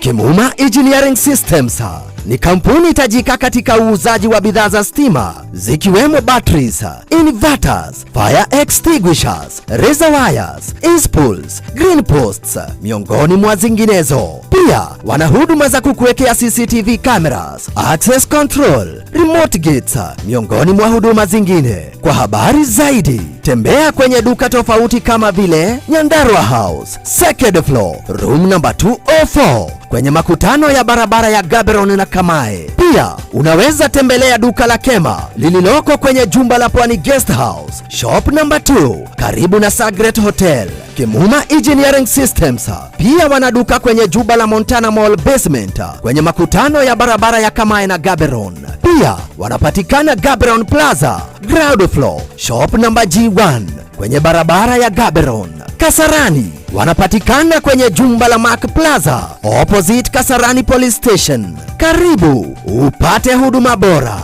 Kwa habari zaidi piga simu nambari 0721 250 846 ama 0712 828. Pia unaweza piga nambari 0797 84 0000 au 0723 22 4444.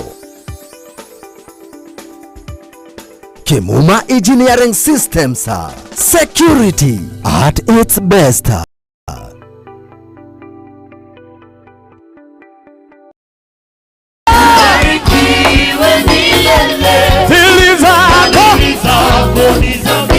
Njooni tuungane tumsifu Mwenyezi Mungu kila siku ya Ijumaa kuanzia saa 2 ya jioni hadi mida yake ya saa 6 usiku. Ukiinuliwa wanadamu watakushusha chini. Ukiinuliwa na Mungu tu. Mwangaza TV inakuletea wakati wa kipekee wa kumsifu na kumwabudu Mwenyezi Mungu kwa kushirikisha bendi tofauti za kumwabudu na kumtukuza Mwenyezi Mungu.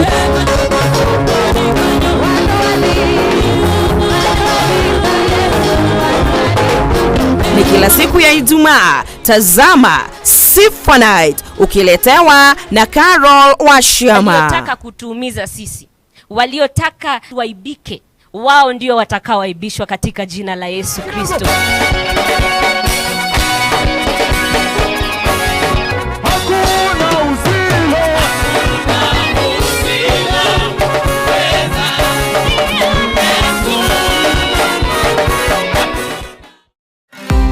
Usipitwe na vipindi uvipendavyo katika runinga ya Mwangaza. Unaweza kutufuata na kuzungumza nasi kupitia mitandao yetu ya kijamii kama vile Facebook, like and share. Ukurasa wetu wa runinga ya Mwangaza tufuate kupitia Instagram @Mwangaza TV Kenya, Twitter @Mwangaza TV, mtandao wa TikTok @Mwangaza TV, YouTube kupitia Mwangaza TV Kenya.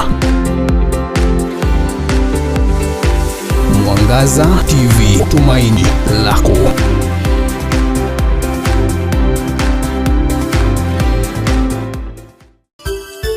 Unatazama Mwangaza TV, tumaini lako.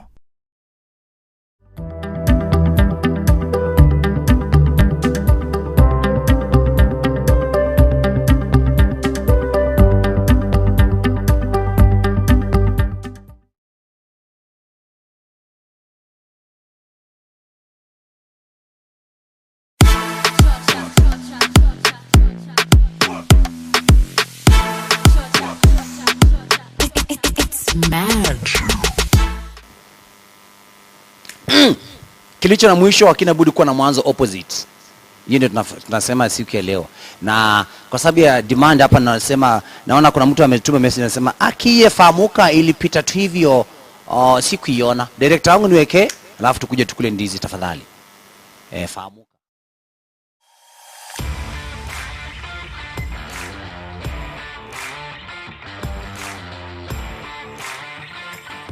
Na leo katika Fahamuka tunajifunza kuhusu the yoke ndani ya ndege. The yoke controls the airplane's ailerons.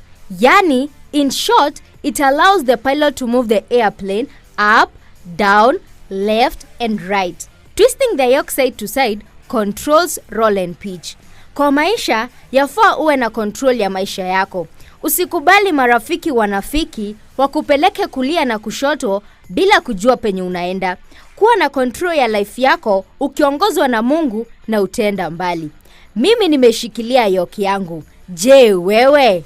Fahamuka uchangamke.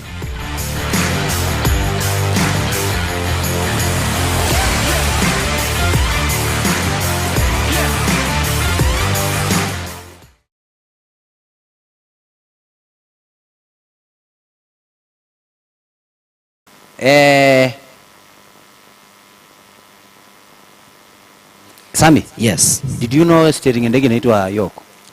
Bana, sikuwa najua kuna vile I am still naona hapa kwa Life Garage. Yes. Yani nasoma kitu mpya. Unasoma kitu mpya. Bana. So hiyo inaitwa yoke. Ndio unaona kufanya hivi. Yes. Ndege huwezi fanya hivi kama ile Mercedes yako umekuja hapa na eti. Ndio. Kushangi. Yes. Hiyo inakaa kama una dance. Ndio hiyo sasa nimesoma. Your future is bright. Wonderful. Aya, Edu. Yes. Pale knowledge hub kuna segment ile ambayo ilipita. Did you know that Machakos was the first capital city of Kenya? That is a new knowledge. And it's beautiful, maze. That's why kwa garage nilikwambia huwa tunasema we learn, we unlearn, we relearn and also we laugh. Sure. So learning still goes on. So imefika saa kukula. Director, naomba tu tuendelee tukule ndizi straight kwa sababu masaa yetu inatoroka. Na mimi sitaki tukose kukula hapa juu ya masaa. Twende kazi. It's time for divine numbers. Cheza ile kitu yetu wenye ulicheza South Africa, director wangu bwana Davy Mtwamani.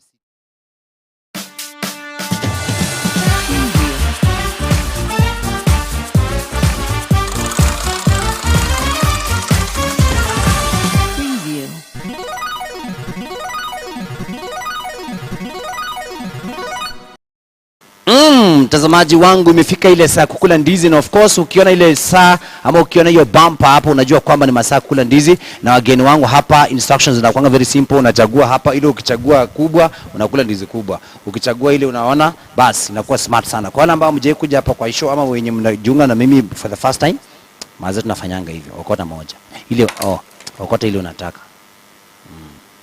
Umechagua hiyo ngumu. Wow. Haya, tunachagua ukiwa pale nyumbani pia, chagua. Ile tu nataka.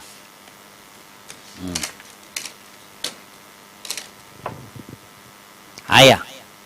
Chema, chukua. Tunachukua round 3. Rich nyingine tena. Acha nitoe hii hapa.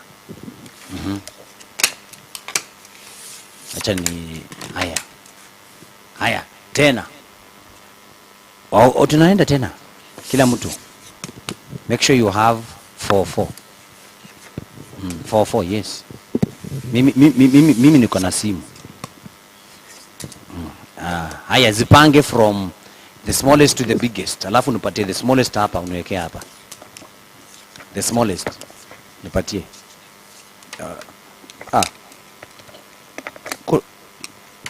Yafa. Uko na ngapi? 4. Okay, no problem. Nipatie. No problem. Haya. This is the smallest. Haya, director. Perfect. Wacha tuanze yako ni gani? 12. Director, niweke number 12. Tuanze na champe hapa. So instruction very simple. Ukiangalia ile TV utakuuliza swali. A very simple question. Edi, wanaweza kuuliza maji kwa Kiswahili inaitwaje?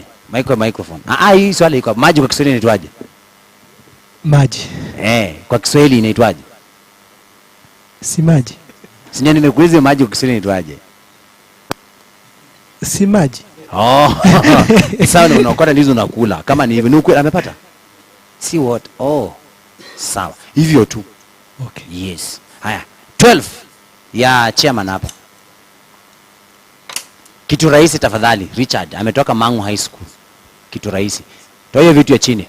What is the currency of Brazil called? Brazilian real, Brazilian emoji. Brazilian real, Brazilian dollar. Back emoji. Brazilian real. Real gani? Ile ya D. D. Real. Ile tunaonanga Facebook. Sawa. Haya, mwingine? Kuna Real Madrid na real nyingine Real. Na kuna emoji na short baba. Sorry. Emoji na si short baba. Haya. You have a chance to choose. Jibu iko hapo by the way. So amechagua D, real ya double E, si ndio? Haya, real ya double E, alafu kuna hiyo nyingine emoji na dollar na real ya kwanza. Haya. Sam? Your guess. Real ya D. Real ya D. Umeenda na D. Mnaanguka nyinyi wote ama mnapata? Yes? Bwana Bwire. Mtu wa fair, fair. Hiyo shule inaitwa loan, ya fair loan. Yes?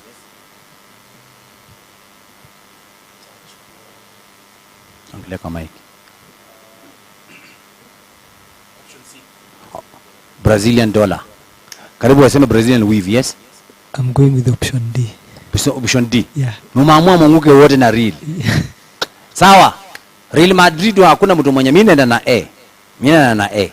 Director jibu. Director wangu. And it's Brazilian real. Ile ya kwanza, ile real. It's real. It's so real by the way. Brazilian real is so real by the way. So hiyo ndizi nitakuwekea hapa. Sawa. Nimechukua moja. Nafanya corruption. Acha nichore. Haya, director weka number 1 ya Samuel Kabugi. How many children did Jacob have? Jacob had 13. 13? Yes, children. Wacha hapo. Wacha tuone. Unajua watu wanaanguka tu wakiona. Yes. Bwire. Musa ataki ndizi ni kama yuko serious. Yes? 11. Yes. Yedu, Edwin? 11. 11 children. Huyo ni Jacob. Wow. 13. Mimi na 12. Alikuwa na 12 sons. Si ndio? Tukanga nations. Huyo ni Nebukadnezar. Ni Daniel. Si Jesus. Ni wangapi by the way? You know you can change your answer. Ulikuwa umesema 11 ukasema 11. 13 wewe ukasema 11. Mimi nikasema 15. 12. Sawa. Tuwekee jibu. Juu hata mimi sina idea. Mimi naona kama ni huyo ni Nebukadnezar. 12 sons and 1 daughter called Dina. Okota ndizi hapa na ufunguo ukule mtumishi. Tafadhali. Fungua. Kwanza wewe unajua your girlfriend is sorry your friend is watching. Nasema aje nini? Yesu anakupenda. Director number 5 is yours. Haya. Please huyo ni mtu anakaa State House. Muulize swali rahisi please, usicomplicate. Director. 5 ndio hiyo. The woman was bleeding for those he has touched which part of Jesus' cloth? Huyo mwanamke the garment of Jesus. Wow. Edwin? Alikuza which part? The hem. The hem of the garment. The hem of the garment. The hem of the garment, the hem of the garment. Yes? It was the hem of the garment. The hem of the garment. Wow, yes? The cloak. The cloak. Yeah, cloak, the cloak of the garment. Wow. Kwa hivyo nyinyi wote mmejibu the same thing. So mkipata ndo apatie ndizi, I promise. I'll give all of you. Ndizi ni mingi sana hapa. Kampuni kubwa kama Mwangaza hapa bwana, tukosaje? Na kila mtu hapa na drive gari yake. Twende kazi. Director. Surprise.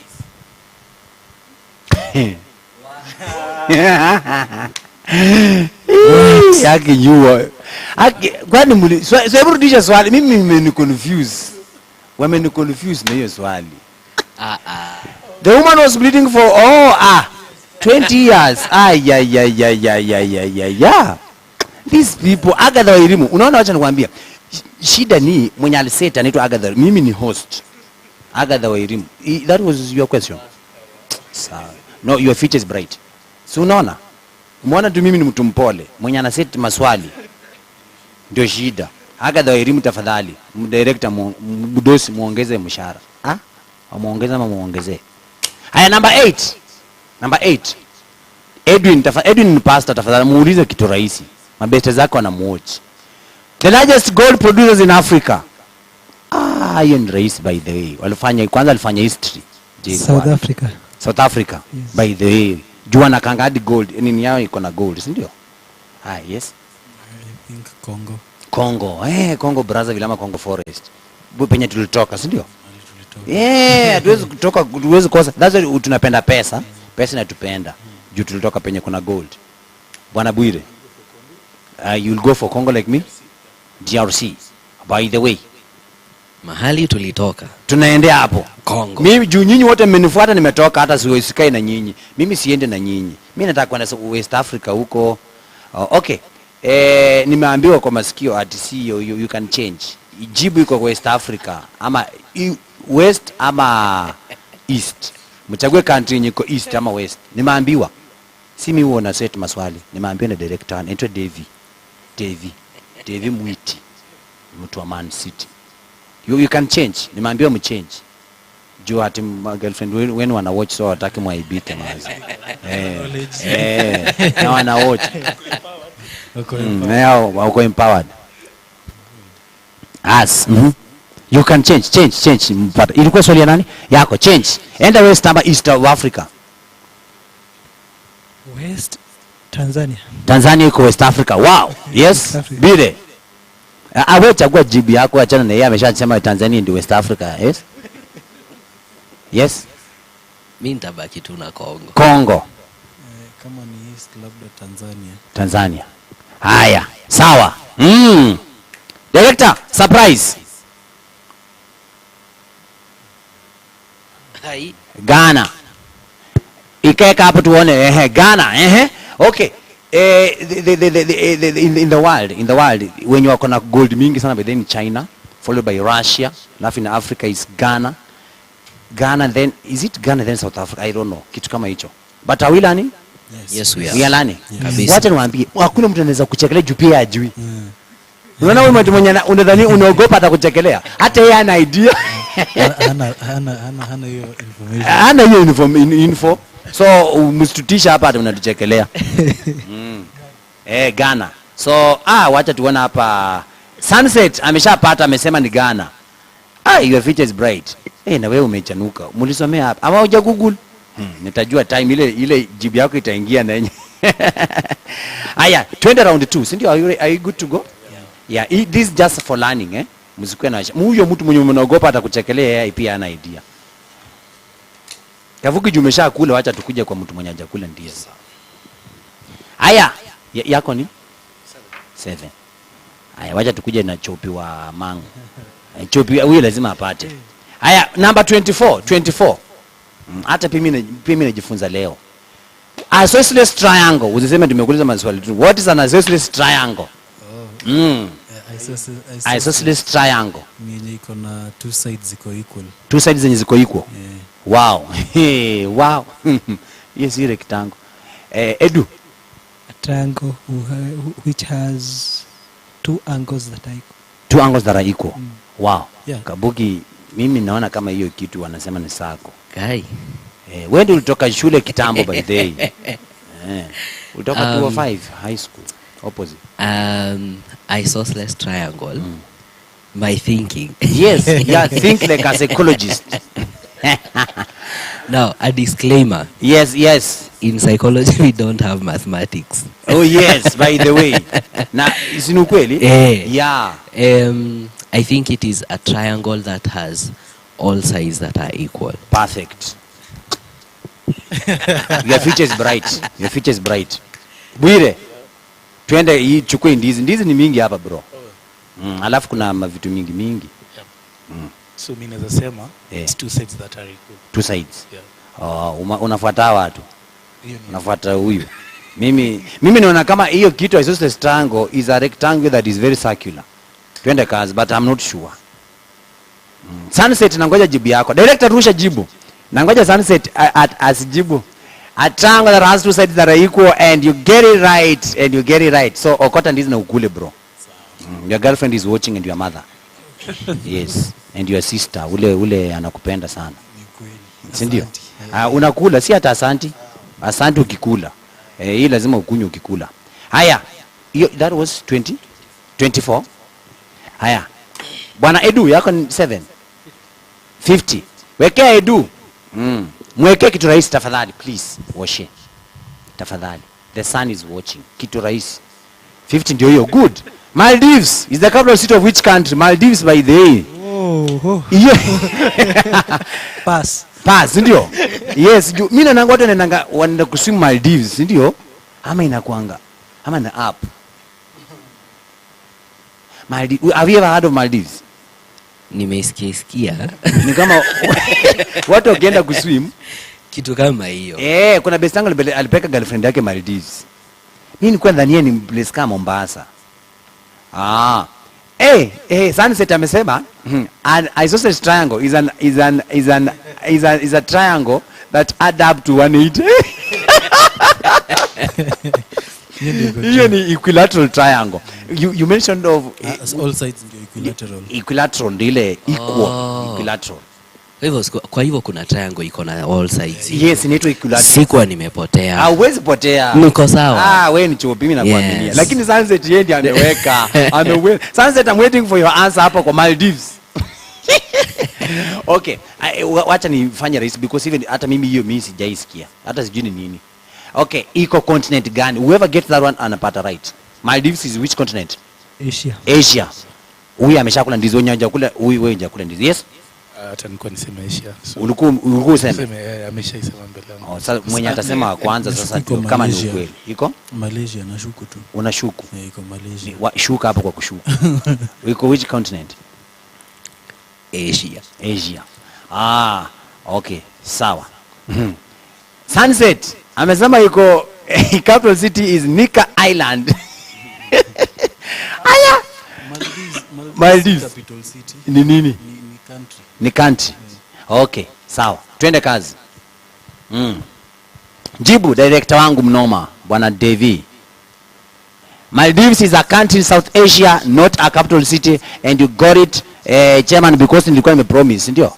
Wacha turudisha. Okota ndizi because I had promised mwenye atapata akiwa kwanza continent, so okota ndizi na unakula. Halafu because you said it's a country, you unaokota pia. Yes. Ndizi lazima tukule. Na ndizi tamu bwana. Mimi niko na 2 lakini sijaokota. Lakini nimeokota. Sunset, unajaribu sana bwana. Wewe ni kama ulikuwa chopi shule yenu. Haya, asante sana. Haya, number 7 ni yako bado. Wewe kula kwanza kabla tukuje. 3. Kabugi number 3. Kitu rahisi tafadhali. Something easy. Kenyatta University main campus is found in which county? Nani anasema KU? Karibu iko hapo. Iko wapi by the way? Kenyatta University main campus is found in Kiambu County. There is a part that is in Kiambu. Wewe wacha kuexplain. Wewe jibu swali na unyamaze. Mimi najua KU iko. Mimi nikitoka Nairobi na Kakamega najua penye Kiambu iko. Chairman, Kiambu iko wapi? Ongelea kwa mic. KU, sorry. Ati Kiambu iko wapi? Sorry. KU iko iko county gani? Kiambu County. Yep. Mimi sijui. Ni kweli?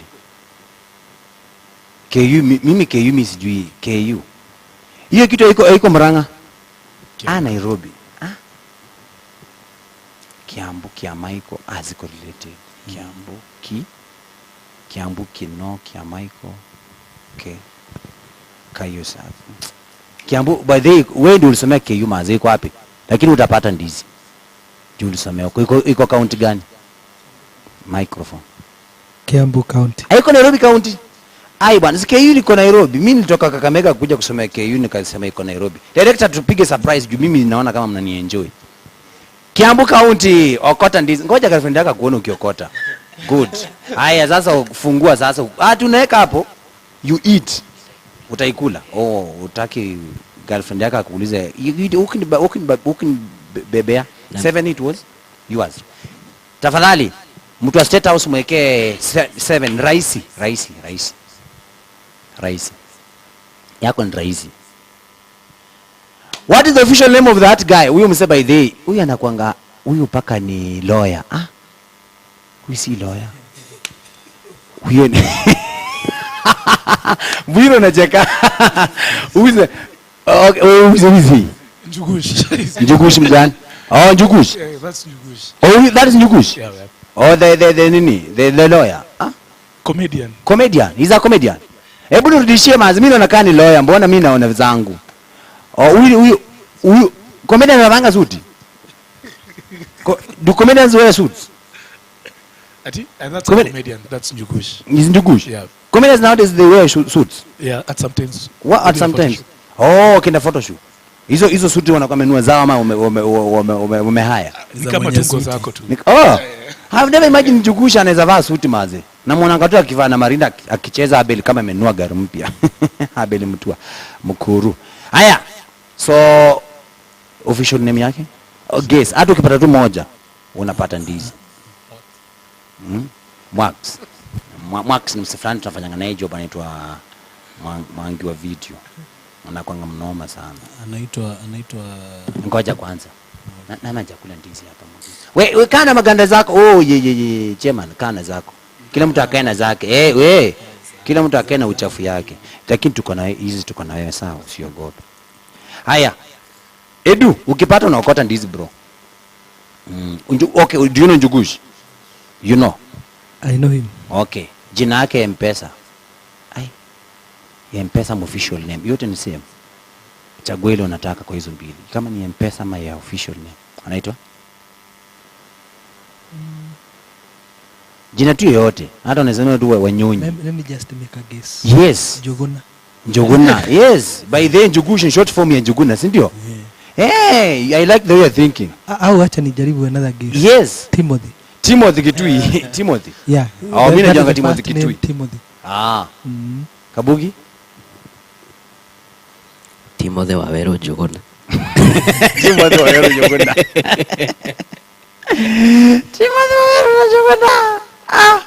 Yes. Anaitwa Timothy Kimani. Timothy Kimani. Sawa, mwenye atatangulia kupata nyinyi wote. IV my dear amesema anaitwa Timothy Kimani. Haya, between the two of you, among the three of you mwenye kama ni Timothy mwenye alitangulia kusema atapata ndizi. Si ndio? Yes. Tuko sawa? Yeah. Haya, twende kazi. Kama ni hivyo, mimi najuanga kama Kenuthia. Timothy Kimani Degwa. Na kwanza Njugush. Unakumbuka tulibonga last week maze. Sana weekend usisahau ni kesho. Niwanda nimekuweka hapa juu ya show, unajua ulikuwa ndani ni jokes. Umejiona? Haya. Okota ndizi. Unaona uzuri umseni intercessor maze. Unajua unaona maombi imemsaidia amepata ndizi bana. Maombi maze, si ndio? Si ni maombi. Prayers. Twende third round. Mtazamaji ambao unazidi kututazama, Sunset amepata ukweli. Ivy Maidha amepata Timothy Kimani. Nione YouTube. Watu wa YouTube maze nyinyi, watu wa YouTube wanakuanga tu wale watu wa biashara, you know, entrepreneurs. Atakange kuongea sana. Lakini wana watch tu chini ya maji. Ukiona mtu wa YouTube comment, huyo ni brand bro. Ukiona watu kama ma ministers, niona siku nyingine President Ruto amewatch. Shida ni alicomment, sasa akasahau, sasa amecomment. Nikaona President watching. President your future is bright. Anapendanga sana Life Garage, especially segment. Anapendanga sana President Ruto kabisa. Haya, namba 9 yako. Patia namba 9 tafadhali. Kafugi, the oldest man here. April Fool, jana walipunguza mafuta. Elevation, productive.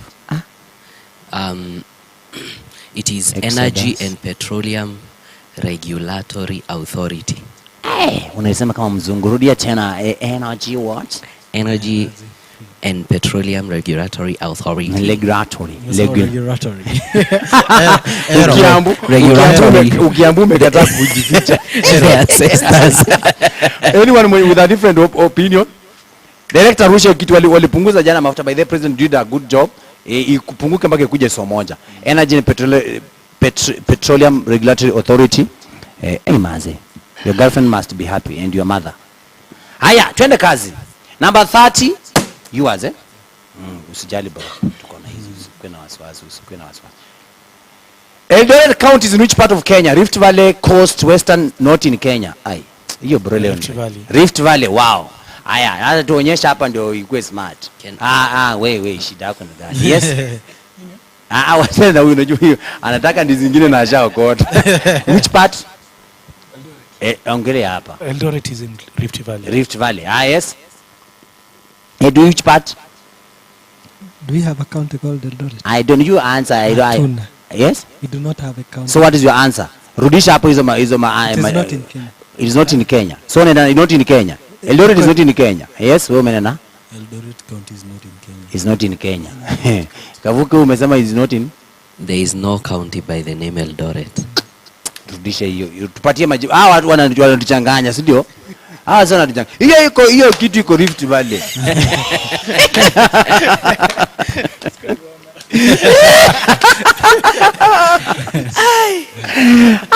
Bwana director tumulike watu kicheka. Wewe ulikuwa unaona kama ongelea hapa Kwa nini Eldoret iko wapi? Bwire umepatikana. Lakini your future is bright. Usiogope, sawa? Life ni fupi. Na mimi sijifungi. Naweka hapa hizi kadi chini nikisema Yesu ni Bwana. Number 70. 70 is yours. Na utaishi more than 70 years. Amen. Na utakuwa unatembea kwa mkongojo. There are 30 eggs on a tray and you take away 9 spoiled ones. How many do you have? Uko na 30. Ushaikula mayai by the way? Unapenda mayai za kanga ama za kuku? Za kuku. Hebu acha nione swali vizuri.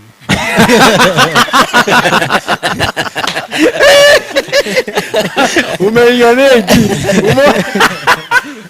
Hiyo ni hesabu ya kusubtract German. Director mrudishie swali. Tuone tu kwa.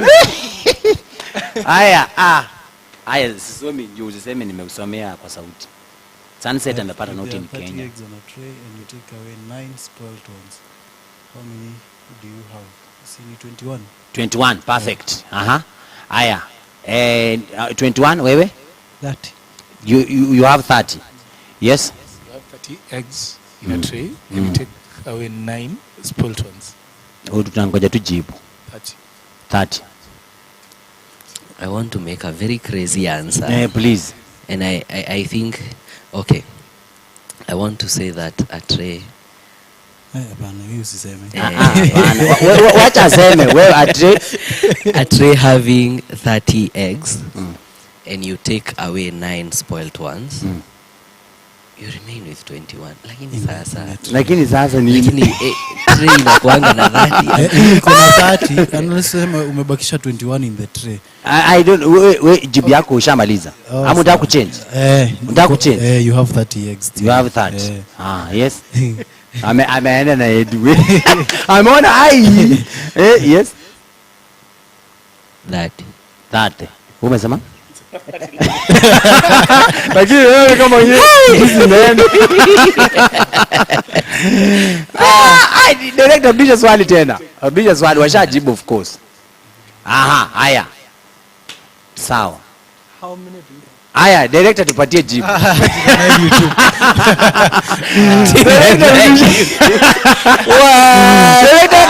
Weka jibu. No, they should not change. Niliwapatia chance ya kuchange. Weka jibu bwana director. Sunset mara hii. Yenyewe leo imekulemea. Jibu ndio hiyo. Nakubali. Tumesarenda. Umesemaje? Umesarenda? Tumesarenda. Edu, what do you want to say? Ongelea kama Bwil, unataka kusema nini? Imetosha. Sawa. Lakini mwenye anaseta maswali nimeambia anaitwa nani? Anaitwa Agatha Wairimu. Na nasikia nataka kuongeza mshahara imagine. Aongezwe. Na hizi maswali ngumu hizi. Alafu anafanya mimi nilikuwa nimejua ukitoa 9 inabaki 21. Alafu tena anasema tena what I have. Tuko na 9. Haki ni ukweli, ni ukweli. Haki ya nani bwana? Yeye. Alafu unajua ameenjoy hapa penye at 9 spoiled one. Lakini Agatha wa elimu wewe. Haki waongezwe. Hiyo ndizi ya Eldoret. Kuna mtu mwenye amesema hapa amepata jibu amesema nataka hiyo ndizi ya Eldoret. Wewe ita pressure wewe. Wacha ndakukuta. Zinakuja. Sorry. Sorry. Haya, 100 ni nani? Yours. And your features. Tafadhali rais yako ni rais of course. Unajua kuna ndizi 3 tayari. Bwira kuna 2, wewe 2.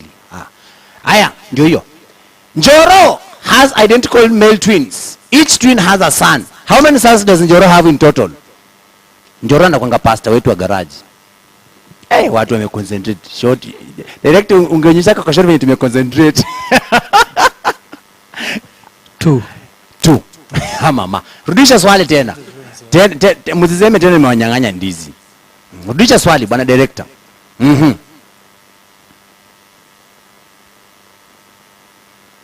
And there was silence in heaven. People are downloading from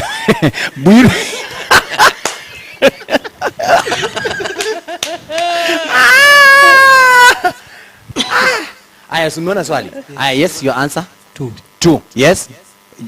Bwire? 2. Yes? Njoro. Wewe tupatie.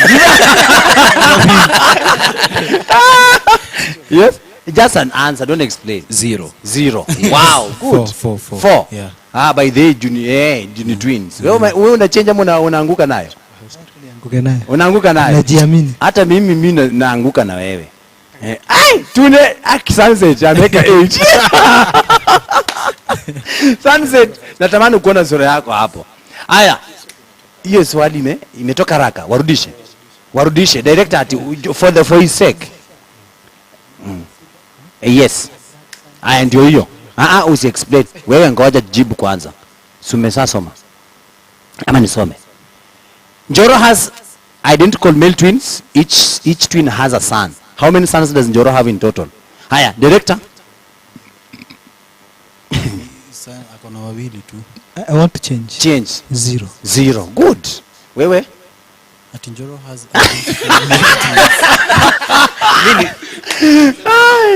wewe ni 0 wa kwanza. Wewe ameisema tu aka change. Wewe umesema nini uka change tu? Akona 2 sons. 2 sons. Final 0. As I had said 0. 2. Mimi naenda na there's no answer. Tupatie jibu. Only the twins. Yes. The rest are grandchildren. Yes. Na mtu amepole. Rudisha swali. Rudisha swali director. Haya, Njoro kuna watoto wangapi? Akona male twins identical. How many sons are those? Listen. No. A male twin is not a son. You can be my twin. You are not my son. Angalia, Njoro has identical male twins. Njoro is an identical male. He has. Akona 2. So hao ni watoto. How many are they? 2. Alafu sasa hao watoto wake wawili wako na mtoto mmoja. Sasa Njoro ako na watoto ako na vijana wangapi wapi? They 2. Umeget? So you got it right and you'll take it again. Chukua. Bwana, chukua ndizi tu. Yes. Hii swali huyu Agatha wa elimu huyu. Na mmesema ongeza mshahara, you guys are not serious. Mmechanganya, hata mimi mmenichanganya kama wewe. Mimi bado nimechanganyikiwa. Hata mimi sija. Huyu Njoro akona watoto wawili boys ambao ni twins. Wanafanana, unaona kama wewe mnafanana. Then wewe uende upate mtoto. Unaona huyu mwingine na huyu apate mtoto. So Njoro ni mimi, niko na watoto wangapi? My sons, ndio hawa tu. Haki mnachanganyisha hii maswali. Twende. Asante sana director. Weka namba 10 ya bwana pastor hapo.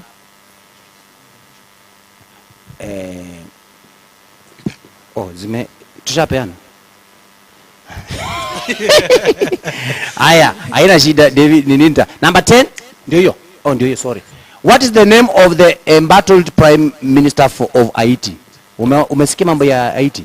Nimesikia banana nini, nimesikia hata amefanya hiyo kitu. Anaitwa aje? Hii sasa kukumbuka jina. Si Gachagua? Hapana, huyo Gachagua ni president wa Kenya. Wanyoike. Waziri mkuu. Waziri mkuu. Jina yake James Wafula. Hiyo ni jina Kakamega. Okay. Company. Glorious 30 umepata. Sunset aliweka 8 akarudi akaweka 2. Aya, someone else who can help? Aya, no worries. Hata mimi sijui. But yes, director. Achilia kitu unafanya South Africa. Ariel Henry. Nilikuwa nafikiria Thierry Henry. Kumbe Thierry Henry ni different na Ariel na Ariel. Sawa. Number 10 ndio yako. Aya, number 40 ni yours. 40 tafadhali, right? Wait, bro, you eat. Oh, you are fasting, sir. Sorry. Number 40 years. Who is the current senator for Nakuru? Susan Kihika. Susan Kihika, mimi naona si yeye. Ni mwanaume fulani hivi anaitwanga aje, sijui. Guy, sina idea. Senator. Yes? Do you know it? Senator wa nini? Wa Nakuru. Senator Nakuru? Yes. Ni? Anaitwa James Ndindi Nyoro. This radio of nini? Keroche. Tabitha Karanja. Si Ndindi Nyoro. Sawa, weka jibu. Mimi naona Ndindi Nyoro.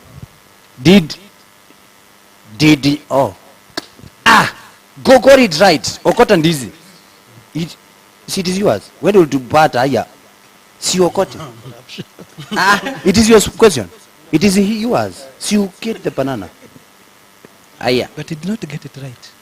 I got it right. You got it right. Yes. But alikuwa amepata akiwa kwanza. It was his question. Alisema Susan Kihika.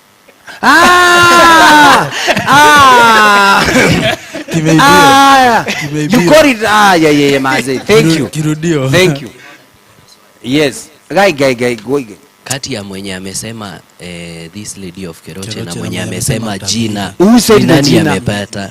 Ni mimi nimesema. Ulisema the Keroche woman. The Keroche woman. Alafu ukasema Tabitha Karanja. Bwana, mumenichanganya hapo bwana. Jitolee. Very important. Very nice. Aya, no problem. Na 1000 is yours? Yeah. 1000 tafadhali. Director, tafadhali kwa heshima. Tumalize hii kitu. I feel like going home. What does the name Ebenezer mean in the Bible? This is so easy. These five have reached the provider, the stone of help. God is the healer. These five have reached. By the way, umbali tumetoka, tuimbe kidogo. Na mahali tumetoka, ndiyo maana ninatambua kwamba wewe ni Ebenezer. Sio kwa uwezo wangu. Director, tunaimba. Ila ni kwa uwezo wako. Mahali tumefika Baba, wacha nikushukuru. Bwana umenisaidia nifike mahali nimefika.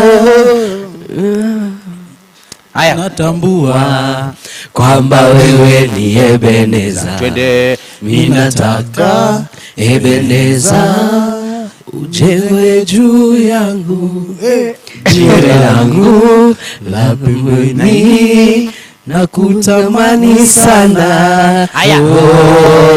Ebenezer jiwe langu. Haya, rudisha swali. Kuna mtu akona different answer? Umesema this five reached. Nani akona different answer? Umechange tena? Oh, Edwin. These five reached, by the way. Yes. Umongelea kama hiyo. These five reached. Haya, unataka kuchange? Provider, healer.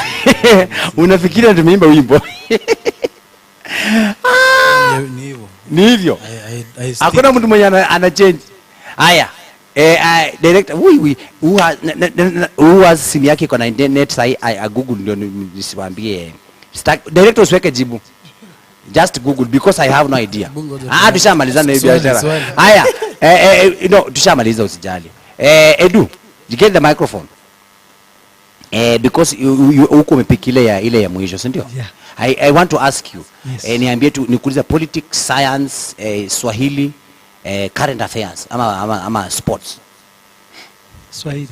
Kiswahili. Yes. Good. Juice kwa Kiswahili inaitwaje? Juice. Sharubati. Sharubati, okota ndizi bwana. Okota ndizi chairman. Okota ndizi nyingine. Okota ile the easiest. Kwa Kiswahili. Haya, umesha Google? Oh, you are supposed to Google. Kindly. Haya, thank you very much for watching. Haya, so kila mtu ahesabu maganda zenye ako nazo. How many do you have? You have 4. 4, 1, 2, 3. 1, 2, 3, 4. 4. Lazima tu break it tie. Lazima tu break it tie. Hatuwezi fanya kazi hivyo. Haya, beautiful. So this question goes to you and you ndio to break your tie. Lazima tupate mshindi hapa bwana. Ndio mambo ikuwe sawa. No, he has. So you have 3. Yes, akona 3. Yes. Umepata Ebeneza means? Stone of help. Stone of help. Director weka jibu. Director weka jibu. Stone of help, and that is the meaning of the word Ebeneza. Oh. So Ebeneza means stone of help. Jiwe langu la thamani. So people think Ebeneza means atumbali nimefika. No, the name Ebeneza is a stone of help. So haya, very fast. Twende kazi. Yes. How many you Edwin and the first one to answer ndio atakuwa mshindi wetu wa siku ya leo. Sawa? Yes. Edwin and Sam. Mathematics.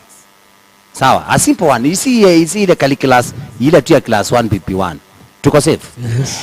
How many millimeters make 1 centimeter? 10. Uko safe. You are the winner. So get the 10 centimeters. 10 millimeters make 1 centimeter. Sawa. Niliuliza mtu last week of Friday akasema 1000. So we give vote of thanks as the winner of the garage. Alafu tumalizie na segment ya mwisho, celebrate now. Vote of thanks. Tunamaliza. Okay. I'd like to take this opportunity kuwashukuru wote the panelists kwa kazi nzuri ambayo mmefanya. Of course ninajua hii imeacha impact kwa boy child. Najua though inaweza ikawa ni kidogo, but we know there is an impact, there is a mark that has been left. Kwa hivyo nawashukuru wote kwa kutoa muda wenu and being in the live garage. We also like to thank Mihona. Thank you very much for hosting us. We are grateful. And also the fraternity, that is the entire fraternity of Mwangaza TV, from the director and all the people, the cameraman and everybody. Like to thank you. Thank you for hosting us. We have felt at home. May God bless you. Asante sana. Thank you very much for watching. Because kuna segment ambayo imebaki mwisho, celebrate me now. Maazana shukuru Mungu tena sana. Hizi ndizi ni mingi sana. Hii kamera ambayo inamulikwa na msichana ambaye atafanya harusi mwaka anaitwa Vivian hii. Alafu hii imemulika Edwin anaitwa Magi, msichana mrembo tena sana, nywele yake ni white, amedai to prepare for greatness. Alafu hizi ndizi kubwa hizi. Stella, smile baby girl. Kazi yake tu karembo kana smile. Hii yako ya Stevo. Alafu Devi Kazungu ndizi moja pale. Alafu poster imeundwa na mtu ambaye anaitwa Zack Zakito. Alafu Milika Karori mazee, utakujia ndizi yako juu unda maneno mengi pale sana. Hizo maswali za fahamuka nini yeye ndiye alikuwa anaunda. Kwa hivyo thank you very much. My name is Mihona Kenyanize. Follow me on social media. Kevin Mihona Instagram na Mihona Kenyanize Facebook. Mungu awabariki tena sana. God bless you. Together we hold the microphones and share the grace. Now may the grace of our Lord Jesus Christ and the love of God and the fellowship of the Holy Spirit be with us now and forevermore. Amen. Repeat ya hii show itakuwa Saturday kesho. Kwa hivyo thank you very much. You can watch it na Mungu atabariki sana. Sunset amesema nimpatie ndizi maze. Kujia hapa Jewel Complex. Sunset kwanza lakini leo zimekuweza, ulianguka ukiamuka. Utapata ndizi na Gloria Sitati na wale wengine wote, Mungu awabariki sana. Pokea Celebrate Me Now.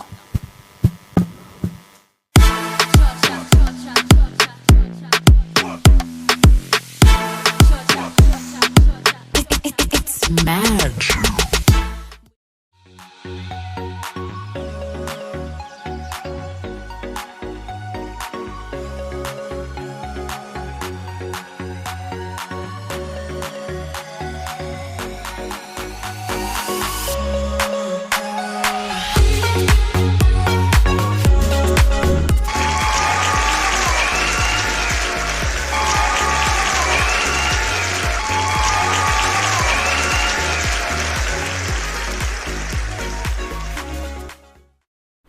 Oh yes, mtazamaji, umefika ile segment poa tena sana ambayo ni Celebrate Me Now, na leo tuko na this man ambaye tunafanya naye kazi hapa mazee.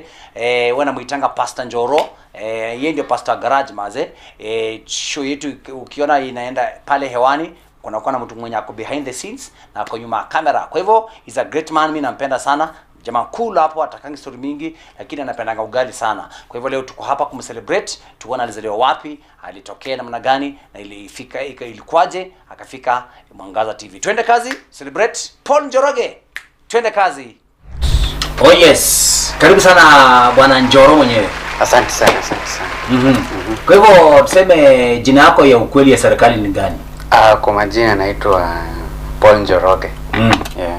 Hiyo ndio jina ya M-Pesa. Ndio jina ya M-Pesa. Lakini AKA Raul. Raul ilitokea wapi? Raul ilitokea kulikuwa na mama moja mzee ali mispronounce jina Paul kwa sababu ni Mkikuyu. Na kwa ameno kama mimi akasema Raul. So ikakuja kaingiana tu Raul. Na kitambo nikiwa primary. So jina nikako consistent kila pale naandika jina hivyo. Huja ikazoeana tu. Kwa hivyo pili ukinakaa kama R. Akasema Rauro. Okay. Uko which ni position gani kwa familia? Niko firstborn. Firstborn. Among how many siblings? 3. Mko watatu. Kwa hivyo wewe ndio boy, alafu wewe unakufuata ni gani na gani? Mnafuata second born ni kijana ambaye anaitwa Morris Ngatia. Watatu aitwa Shogo Njoroge. Shogo. Alafu kwa hivyo mko boy wangapi? Tuko boys wawili. Wasichana wawili. Perfect. Primary ulisomea shule gani bwana Pastor Njoro wetu garage? Hiyo story ni refu. Tuanzia wapi? Mimi nikianza nilisomea wapi? Nilisomea shule inaitwa Mother of Mercy nikianza iko Kayole. Kutoka hapo nikaingia shule iko Gopangani inaitwa Total Academy. Na hiyo Total Care. Baada ya hapo kutoka hapo nikaingia Kawa West Primary. Kawa West Primary. Baada ya hapo nikaingia Juja Road Primary. Baada ya hapo nikaingia kwenye nilimalizia shule ambayo inaitwa Jospa Academy. Iko wapi hiyo? Iko Kankundo Road huko kwa jua. Nikafanya huko class 8 yangu nikapita na nikaenda high school. So niliitwa shule mzuri national, lakini sikukaa sana kwa sababu nilipatikana na tashwishi kidogo. Challenge. So ikabidi nimekuja day school. Not good to mention the school, but nashukuru Mungu nilipitia hapo. Then nikaletwa through God nikakuja nikaingia high school, Isili High School. Ulikuwa Isili? Wewe unajua tulisomea Isili wewe kweli? Jua kale tulisomea huko I think kina nani? Kina Kinkaka. Nani wengine? Pitson amesomea huko. Yes, wow. Na tunashukuru Mungu kwa hiyo yote. So ukatoka hapo ukaenda high school, subject gani ulikuwa unapenda sana? Mimi nilikuwa napenda subject kweli. Lakini nilikuwa enjoy. Nilikuwa napenda business, computer. Business, computer, biology, chem. Lakini ile ilikuwa inakuchukia. Ile kila mtu ni Kiswahili. Si kila mtu guy. Mimi Kiswahili ilikuwa poa bwana. Wewe Kiswahili ilikuwa inakuchukia. Kiswahili hadi leo sijaelewa kwa nini vitu zingine wanazitanga majina zingine. Mangeli. sembuse na badala ya sambusa. Badala ya sambusa. So wangesema tu sambusa tukule tusonge, lakini alafu kuna wao henga fulani wenye hatujaona penye wao wanaishi. Mimi hata shosho wangu hiyo miaka imekaa hajaitwa Mwenga. Maze by the way. Ama Mwangaza. Lakini tunashukuru Mungu. Beautiful. So kuna Primo kidogo tu nyuma. Primo kuna ule teacher mwenye maze unakumbuka mpaka leo. Walimu ni wengi. Unamaje waslo wewe nikimention mwalimu mmoja hata nisimention kwa sababu ni wengi. Wow. Beautiful. Kwa hivyo kulikuwa na ule mwalimu ambaye ulikuwa unapenda sana primary, ulikuwa unasema alikuwa anaitwaje? Mrs. Florence. Mbona namkumbuka? Namkumbuka sababu alikuwa anatuition baba kwa nyumba. Alikuwa kuja anaona kuna pale nimeanguka kidogo mathematics, anakuja ananiambia hapa ifanyangu hivi. Nafanyangu hivi na hivi na hivi. Namshukuru sana, alikuwa anatutolekea academy. Namshukuru sana hadi wa leo. Wow, ukipale high school kuna apart from vitabu ni sport gani ama game gani ulikuwa unafanya co-curricular activity? High school sikuwa napenda sports sana. Lakini nilikuwa napenda ball gani? Football. Football na coach ama kucheza? Kucheza na chess. Hizo tu. Wewe ni mtu wa chess? Watu wa chess walikuwa matopi mazi. Wow. So ulikuwa unacheza forward ama midfield ama ulikuwa unacheza defense? Wewe ni msema hapa namba 2 hapa namba 3 hapa namba 5. Nafagia. Are you left handed? Left footed, unaweza cheza na left? Nacheza na mguu zote mbili. Wewe ukajipanga sana bwana mwanangu bwana. Niko sambamba. So ikakuaje sasa, ulienda kolea ama ulisema masomo ya relax hapa mazee, hali ni nini? Hapo ilikuwa fani kwa sababu mimi sisi kitambo nilikuwa na lile passion ya kamera. Since hata nikiwa by the time niliingia high school form 1 nilikuwa nataka kupenda kamera. Hata nikiwa high school nichaguliwa kuwa mtu ana deal na media shule. So nilikuwa na deal hizo vitu sana. Kamera nini. Nilikuwa napenda sikuwa na education kuhusu kamera, lakini kwa sababu kutaka kujua nikajua mwadi nikafika pale niko sawa, lakini bado nasoma. Wow. Perfect. So alafu sasa ikakwaje kanisa, ikakuwa namna gani, uliokoka lini na ikakwaje? Kanisa ndio the biggest part in my life. Kwa sababu kanisa mimi niliintroduce na shosha wangu. Back in ilikuwa 2005 2006 hapa Jesus Winner. Back then nilikuwa naenda Catholic. Kwa sababu nilikuwa nakaa Pangani. So nilikuja nikaintroduce hapa hivi hapa Jesus Winner. Na nikapata wazazi wengine wako na nguvu sana.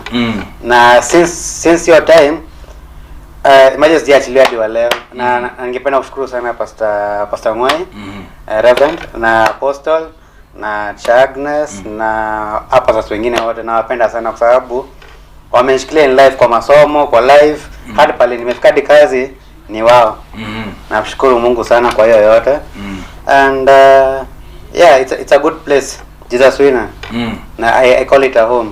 Hata si church peke yake, it's a home. Nashukuru Mungu. Wow. Maybe ilikuwaje, uliokoka lini sasa hapo sasa? Mimi nilikoka nikijijua in form 1. But tashwishi ikakuja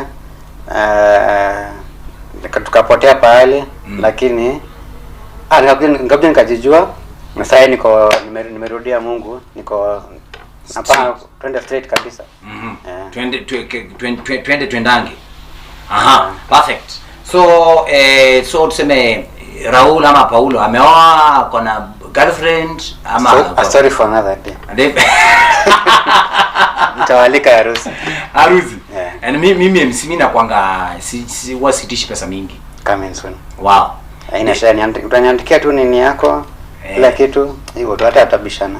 Hatuwezi bwana. Sasa bwana pastor wangu wa garage bwana, tubishane nini bwana? So unajua potential yangu, unajua rating ya zangu ni nini? Haina shida. Si mbaya, si ndio? Pige times 2 lete tu. No problem. Wewe nakuamini wewe uko safe. Haya, twende kazi mazi. Dem huwezi date na kaje? Dem si msafi. Dem egocentric na dem mwenye anajipenda sana, anakosa kufikiria mtu mwingine, as in yeye tu anajiangalia. as in nini yake kujipenda baka inazuia aone watu wengine pia wako na life, wanakaa life. So yeah, na mimi napenda mtu msafi. Na mtu anapenda God. Unajua nasikia tulifunza tangu tukua watoto, cleanliness is next to godliness. So upende usafi na upende God. Hapo tutaongea. Wow. Beautiful. Haya. Nimejua uko na gari hapo nje, lakini kuna dream car yako ni gani? Dream car ni mingi. Mtajie mbili. Mercedes Benz. E-class hizi ama ma ML. Nataka gari kubwa. Gari kubwa. Wow. Kala ikwe kama kala gani hivi? Ikwe tu black tu. Ikwe black. Njoro kwa gari ya black Mercedes. Bwana, your features coming soon. Inakuja bwana. Tutakuwa naye kwa barabara. Asante. Si ndio? Mimi nitakuwa niko mbele yako na wewe umenifuata, si ndio? Kweli. Na tunaenda State House. Asante. Haya, tunapoendelea. Your favorite color ni gani? Favorite color ni white. White. Unapenda white? Yeah. Wow. Favorite food? Favorite food ukinipiga sembe hapo na nyama. Kwa sawa. Hapo kwa sembe najuanga. Ugali na nyama. Kwa sawa. Ugali kwa nyama uko safe. Na something to surprise you, I'm the best chef ever. Wewe tukadhabishana na wewe.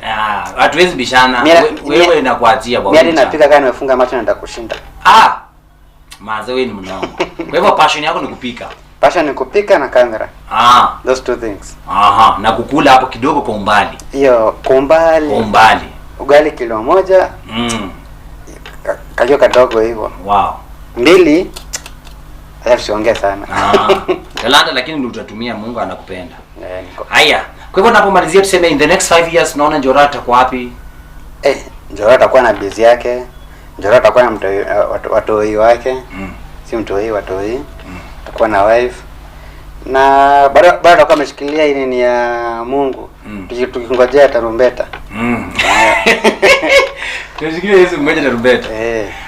If you are to invent any holiday ingekuwa gani? Holiday tu, yani waambie tu chagua holiday ile ambayo ungetaka. Yenye iko ni gani? Mimi ningesema birthday yangu ikuwe holiday. Birthday yangu iko holiday. Cause mimi na feeling though wase wengi waweze recognize hiyo, mimi kwangu na feeling I'm so special wenye uwezi notice, lakini mimi na notice mimi chini ya maji, lakini I believe I'm so special cause in every place I go lazima goodness itokee.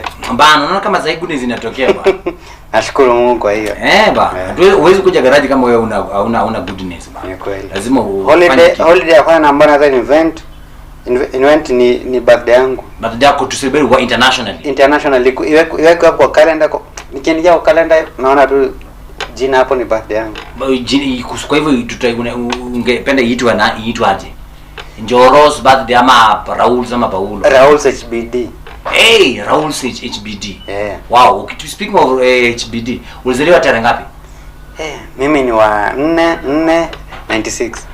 For tarehe 4 mwezi wa 4 1996. Yes. Wow, your future is bright. Nashukuru Mungu. Keep it up maze. So wewe maze, God bless kabisa. Keep it up. Na ambia mse hapo, msema natamani kuwa kama wewe ama better than you, na ako chini ama ndio ako primary ama ako high school, nikamwambia so mimi kitu naweza sema ni ati not directly but indirectly ni as in not always ati masomo ya shule itakupeleka to your destiny, but ile kitu uko passionate nayo na ile kitu uko na vision nayo, ile passion uko nayo kwa roho litakupeleka baka hapo kwenye wataka kuenda. Usione ati umekosa kusoma step moja ama step nyingine uone ati nini yako imeishia hapo.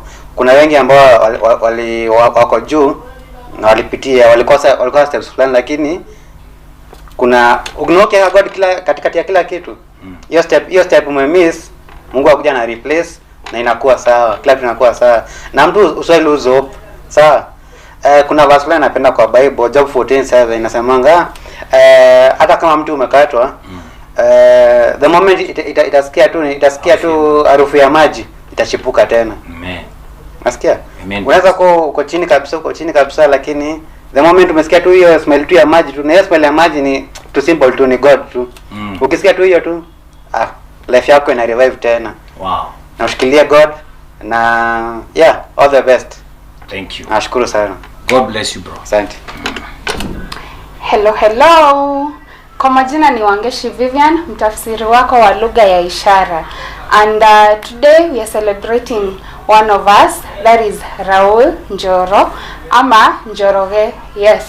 So today I choose to celebrate Raul. Raul is a good person. Lakini kidogo ukikanyanga line yake, kidogo anakuonyesha the other side of him, but generally he's a good person. So I pray that may God fulfill all your heart desires and may he keep you, may you also grow old, uendelee kuzeeka kabisa. So personally I celebrate Raul Njoroge. Na pia above that, yeye ni pastor wa show yetu inaitwa Garage, Live Garage ya Mihona Kenyanized. Yes. So thank you. Praise God. Watu wangu naitwa Wycliffe. Leo nisiko kucelebrate Njoro. Njoro ni msee wetu mbig sana. Njoro ni msee mwenye leo ni siku yake. So Njoro ni msee mwenye anapenda sembe bado. Kitu kutoka kiambio anapenda sembe. Ni mtu mwenye anakuanga great a bit comedian. Njoro ni comedian. So ukiwa umeboeka pale kijani, unaweza mkute, mwambie yeye come through. Lakini kama ni dem, sio talio kaa kwako. Ala come through, mnacheka, mnakula nyama choma, mnakula nini? Lazima inakuwa tu ni hivyo. So Njoro ni msimbigi. So ni msemo mwenye I think ana create content. Ni msemo mwenye unapata mkaa chini na yeye, hamwezi boeka. Na ni hapa Mwangaza TV. Wewe pata Njoro place ingine, ni hapa Mwangaza TV. Tulimtoa place ingine alikuwa ya Kerere, tukamleta huko hivi. Hapa Kerere tamu sana. Wewe ni msemo mwenye mwezi boeka. Nashukuru sana. So thanks for watching. Asante, barikiweni.